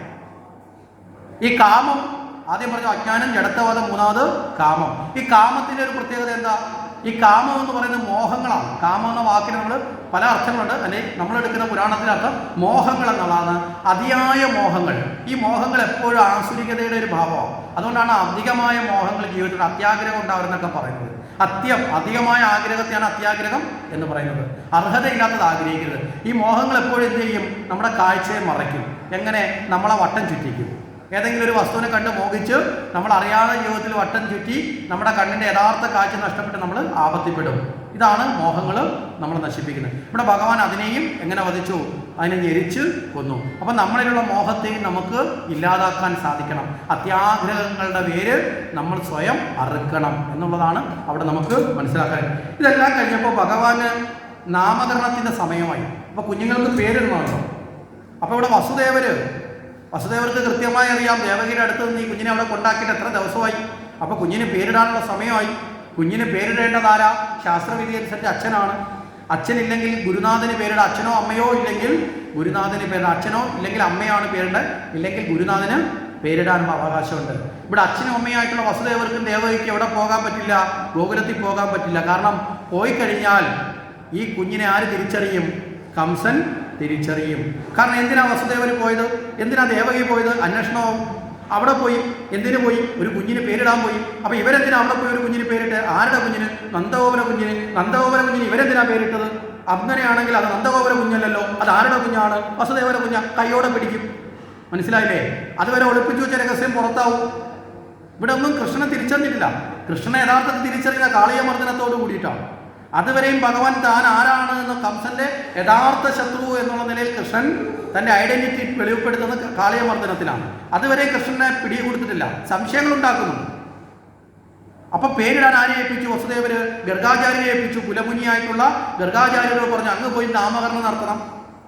അങ്ങനെ നാമകരണം നടത്താൻ വേണ്ടി ഗർഗാചാര്യർ വന്നു ചേർന്നു. ഗർഗാചാര്യർ നാമകരണം നടത്താൻ വേണ്ടിയിട്ട് വന്നു ചേർന്നിട്ട് ആദ്യമായിട്ട് ഗർഗാചാര്യ ആ സമയത്താണ് ഈ നന്ദഗോപരും യശോദയും അറിയുന്നത് ഇത് തങ്ങളുടെ മകനല്ല. മനസ്സിലായില്ലേ? അതുവരെ അവർ ധരിച്ചിരിക്കുന്ന ആരെയാ? തങ്ങളുടെ കുഞ്ഞാ. നമ്മളൊന്ന് ആലോചിച്ച് നോക്കുക. ഒരു അമ്മയ്ക്ക് ആ അമ്മയെടുത്ത് വന്ന് പറയുകയാണ് നിങ്ങൾ വളർത്തിക്കൊണ്ടിരിക്കുന്ന നിങ്ങളുടെ കുഞ്ഞല്ല, നിങ്ങളുടെ കുഞ്ഞിനെ ഞങ്ങൾ അന്നേ എടുത്തുകൊണ്ടുപോയി അതിനെ കാലയെ പിടിച്ച് അടിക്കാൻ കൊടുത്തു എന്ന് പറഞ്ഞാൽ ഏതെങ്കിലും അമ്മമാർ ഇഷ്ടപ്പെടും? യശോദയുടെ അവസ്ഥയെന്ന് ആലോചിച്ച് നോക്കുക. ഭഗവാനെ വളർത്താനുള്ള ഭാഗ്യം കിട്ടി, പക്ഷേ തൻ്റെ കുഞ്ഞല്ല എന്ന തിരിച്ചറിവും യശോദയ്ക്ക് ഗർഗാചാര്യ. ഇവിടെ ഗർഗാചാര്യർ തന്നെ വിട്ടതുകൊണ്ട് ഗർഗാചാര്യ വളരെ കൃത്യമായി കാര്യങ്ങൾ പറഞ്ഞു. എന്താണ് ഇതിൻ്റെ ആവശ്യം? ഭഗവാന്റെ അവതാര ഉദ്ദേശമാണ്. സാക്ഷാൽ നാരായണനാണ് വന്നത്. അതുകൊണ്ട് നിങ്ങൾക്ക് ആ ഭാഗ്യം ലഭിച്ചു. ഭഗവാന്റെ അവതാരത്തിൻ്റെ ഭാഗമാവാൻ സാധിക്കുന്നത് കൊണ്ട് സ്വന്തം കുഞ്ഞിനെ നഷ്ടപ്പെട്ട ദുഃഖം ആ ദുഃഖമേ അല്ല, അത് മറന്നേക്കണം അല്ലേ? കാര്യം എന്താ? ഇവിടേക്ക് വന്ന കുഞ്ഞ് ദേവകിയുടെ 8ാമത്തെ പുത്രനാണ്. ആ ദേവകിയാണെങ്കിൽ എത്ര കുഞ്ഞിനെ നഷ്ടപ്പെട്ടു? 7 കുഞ്ഞിനെ നഷ്ടപ്പെട്ടില്ലേ ദേവകി അല്ലേ? 7ാമത്തെ കുഞ്ഞ് ബലരാമനായി ജനിച്ചെങ്കിലും സ്വന്തമായിട്ട് പ്രസവിക്കാൻ സാധിച്ചോ? പറ്റില്ല. അത് രോഹിണിയിലെയാണ് ആ പ്രസവം നടന്നത്. അപ്പോൾ 6 കുഞ്ഞുങ്ങളെയും വധിക്കുന്നത് കാണേണ്ടി വന്നു. അങ്ങനെയുള്ള ഒരു അമ്മ, ആ അമ്മയുടെ ദുഃഖത്തിന് തൻ്റെ ഒരു കുഞ്ഞിനെ മാത്രമല്ലേ കൊടുത്തോളൂ എന്നൊക്കെ പറഞ്ഞ് ഗർഗാചാര്യ ആരെ ആശ്വസിപ്പിച്ചു? യശോദയെ ആശ്വസിപ്പിച്ചു. പിന്നെയോ നിങ്ങളുടെ കുഞ്ഞിനെ എടുത്തെങ്കിലും പകരം ആരെ തന്ന കുഞ്ഞായിട്ട്? ഭഗവാന്റെ ലീലനാച്ചൊക്കെ ഭഗവാൻ തന്നെ സ്വയം കുഞ്ഞായി തീർന്ന് അല്ലേ യശോദയ്ക്ക് ആനന്ദം കൊടുത്തു. യശോദ എങ്ങനെ വെറുതെ ദുഃഖത്തിലേക്ക് വിട്ടില്ല. ദേവകിക്ക് കൊടുത്ത ദുഃഖമൊന്നും യശോദയ്ക്ക് കൊടുത്തില്ല. ദേവകിക്ക് പ്രസവിക്കാനേ സാധിച്ചുള്ളൂ, വളർത്താൻ സാധിച്ചോ? ദേവകി ഏകദേശത്തിൽ കൃഷ്ണനെ കാണുന്നത് പിന്നെ കൗമാരപ്രായത്തിലാണ്, വർഷങ്ങൾ അനവധി കഴിഞ്ഞിട്ടാണ്. പക്ഷെ ആ ഭാഗ്യം ഇവിടെ യശോദയ്ക്ക് കൊടുത്തു. പകരം ഒരു കുഞ്ഞിനെ കൊടുത്ത ത്യാഗത്തിന് ആ അമ്മയ്ക്ക് ഭഗവാൻ തൻ്റെ സാന്നിധ്യം കൊണ്ട് അനുഗ്രഹിക്കുക. ഇവിടെയാണ് പൂന്താനത്തിൻ്റെ ഒരു ചിത്രം നമ്മൾ എടുക്കേണ്ടത്. പൂന്താനത്തിന് ഒരുപാട് ഗുരുവായൂരപ്പനെ പ്രാർത്ഥിച്ച് പൂന്താനത്തിനൊരു കുഞ്ഞ് ജനിച്ചു. വളരെ കാലം കുട്ടികളുണ്ടായിരുന്നില്ല. അപ്പോൾ ഒരു കുഞ്ഞ് ജനിച്ച ആനന്ദത്തോടു കൂടി പൂന്താനം സന്തോഷത്തോടെ ഇരിക്കുമ്പോൾ ആ കുഞ്ഞിൻ്റെ ആ നാമകരണ പ്രക്രിയയൊക്കെ ആയിട്ട് ബന്ധപ്പെട്ട് ആ കുഞ്ഞിൻ്റെ ചടങ്ങിൽ എല്ലാ ആൾക്കാരെ ബന്ധുമിത്രാദികളെയൊക്കെ വിളിച്ചു. ആ സമയത്ത് ഇവരെല്ലാം വന്ന സമയത്ത് ആ ചടങ്ങിൻ്റെ അന്നത്തെ ദിവസം അമ്മ കുഞ്ഞിനെ കുളിപ്പിച്ച് കൊണ്ടുവന്ന് അവിടെ അകത്ത്, അന്നത്തെ കാലത്ത് നമുക്കറിയാം ഇന്നത്തെ വൈദ്യുതിയോ മറ്റൊന്നും ഇല്ലാത്ത സമയമാണ്, ഇല്ലമാണ്. അതിനുള്ളിൽ നല്ല ഇരുട്ടോടു കൂടിയൊരു റൂമുകളെല്ലാം ഇരുള് പിടിച്ചതാണ്, വിളക്ക് കത്തിച്ചില്ലെങ്കിൽ. അപ്പോൾ അവിടെ കൊണ്ടുവന്ന് കിടത്തിയപ്പോൾ അമ്മ എന്ത് ചെയ്തു, ഈ പൊടിപടലങ്ങളൊന്നും തെറിച്ച് വീഴാതിരിക്കാൻ ഈ കുഞ്ഞൊന്ന് ഉറങ്ങി തുടങ്ങി. അപ്പോൾ ആ കുഞ്ഞിൻ്റെ അടുത്തൊരു ഓലക്കുട എടുത്ത് ചേർത്ത് വെച്ചു. അന്ന് ഈ ഓലക്കുടയാവുള്ളത്. ഇപ്പോൾ ഈ കുളിക്കാൻ വന്ന ബന്ധുക്കളെല്ലാം കുളി കഴിഞ്ഞ് തിരിച്ചു വന്നപ്പോൾ ഇവരെ ഈ കുളിച്ച ഈറൻ വസ്ത്രം എവിടെയെങ്കിലും ഇടണമല്ലോ. അവർ നോക്കിയപ്പോൾ ഒരു ഓലക്കുട ഇരിക്കുന്നു. എന്നാൽ കുടയുടെ മേലോട്ട് കിട്ടും. അടിയിൽ കുഞ്ഞ് കിടക്കുന്ന ഇവർ പറഞ്ഞില്ല. ഒരാൾ കൊണ്ടിട്ട് കഴിഞ്ഞാൽ പിന്നെ നമ്മുടെ നാട്ടിലൊരു പൊതുവെ ഒരു രീതി ഉണ്ടല്ലോ, പ്രത്യേകിച്ച് മലയാളിയുടെ. എന്താ, ഒരുത്തം കാണിച്ചു കഴിഞ്ഞാൽ പിന്നെ പുറകെ വരുന്നവരെല്ലാം എന്ത് ചെയ്യും, എന്തിനാണെന്ന് അറിയിക്കുക, അടുത്ത ആൾ കുളിച്ചിട്ട് വന്ന് അതിൻ്റെ പുറത്തുകൊണ്ടിട്ടു, അടുത്ത ആൾ കൊണ്ടിട്ടു. ഇങ്ങനെ കുറേ നനഞ്ഞ തുണികൾ വീണ് അതിനുള്ളിൽ കിടന്ന കുഞ്ഞ് ശ്വാസം മുട്ടി മരിച്ചു. ഈ ചടങ്ങിന് വേണ്ടി കുട്ടിയെ എടുക്കാൻ വേണ്ടി അമ്മ ഓടിച്ചെല്ലുമ്പോൾ കാണുന്ന കാഴ്ച എന്താ, ആ കുഞ്ഞ് മരിച്ചു കിടന്നു. ഈ കുഞ്ഞിനെ എടുത്തുകൊണ്ട് അലമുറയിട്ടുകൊണ്ട് അമ്മ ഓടി പൂന്താനത്തിൻ്റെ അടുത്ത് വരും. പൂന്താനത്ത് പറയും നമ്മുടെ കുഞ്ഞ് പോയി എന്ന് പറഞ്ഞുകൊണ്ട് അലറി കഴിയുമ്പോൾ പൂന്താനം ഒന്ന് കണ്ണടച്ച് നിശബ്ദനായിരിക്കും. എല്ലാവരും വിചാരിച്ചു പൂന്താനത്തിൻ്റെ ബോധമൊക്കെ പോയി, എന്തൊക്കെ ആപത്ത്, ആർക്കും ഒന്നും മിണ്ടാൻ പറ്റില്ല. കുറേ കഴിഞ്ഞപ്പോൾ പൂന്താനം ഒരു ചെറു പുഞ്ചിരിയോടെ കണ്ണു തുറന്ന് ഗുരുവായൂരപ്പ എന്ന് വിളിച്ചു. ഒരു നെടുശ്വാസം വിട്ടു. ഇതിനെക്കുറിച്ച് പൂന്താനം പിന്നീട് പറഞ്ഞത്, ഗുരുവായൂരപ്പനെ മാത്രം കൊണ്ടു നടന്ന ഞാനാണ്. കുറേ കഴിഞ്ഞപ്പോൾ ഞാൻ പ്രാർത്ഥിച്ച് എനിക്കൊരു കുഞ്ഞിനെ കിട്ടിയപ്പോൾ ഞാൻ കുഞ്ഞിനെ ശുശ്രൂഷിക്കുന്നുണ്ടെങ്കിൽ ഗുരുവായൂരപ്പനെ ശ്രദ്ധിക്കുന്നതിന് എൻ്റെ ശ്രദ്ധ അല്പം കുറഞ്ഞു. അപ്പോൾ ഗുരുവായൂരപ്പൻ വിചാരിച്ച് കാണും, ഇവനെ എൻ്റെ ശ്രദ്ധയിൽ നിന്ന് അങ്ങനെ പോകണ്ട, ഇവൻ എന്നെ ശ്രദ്ധിക്കണം, എനിക്കതാ ഇഷ്ടം.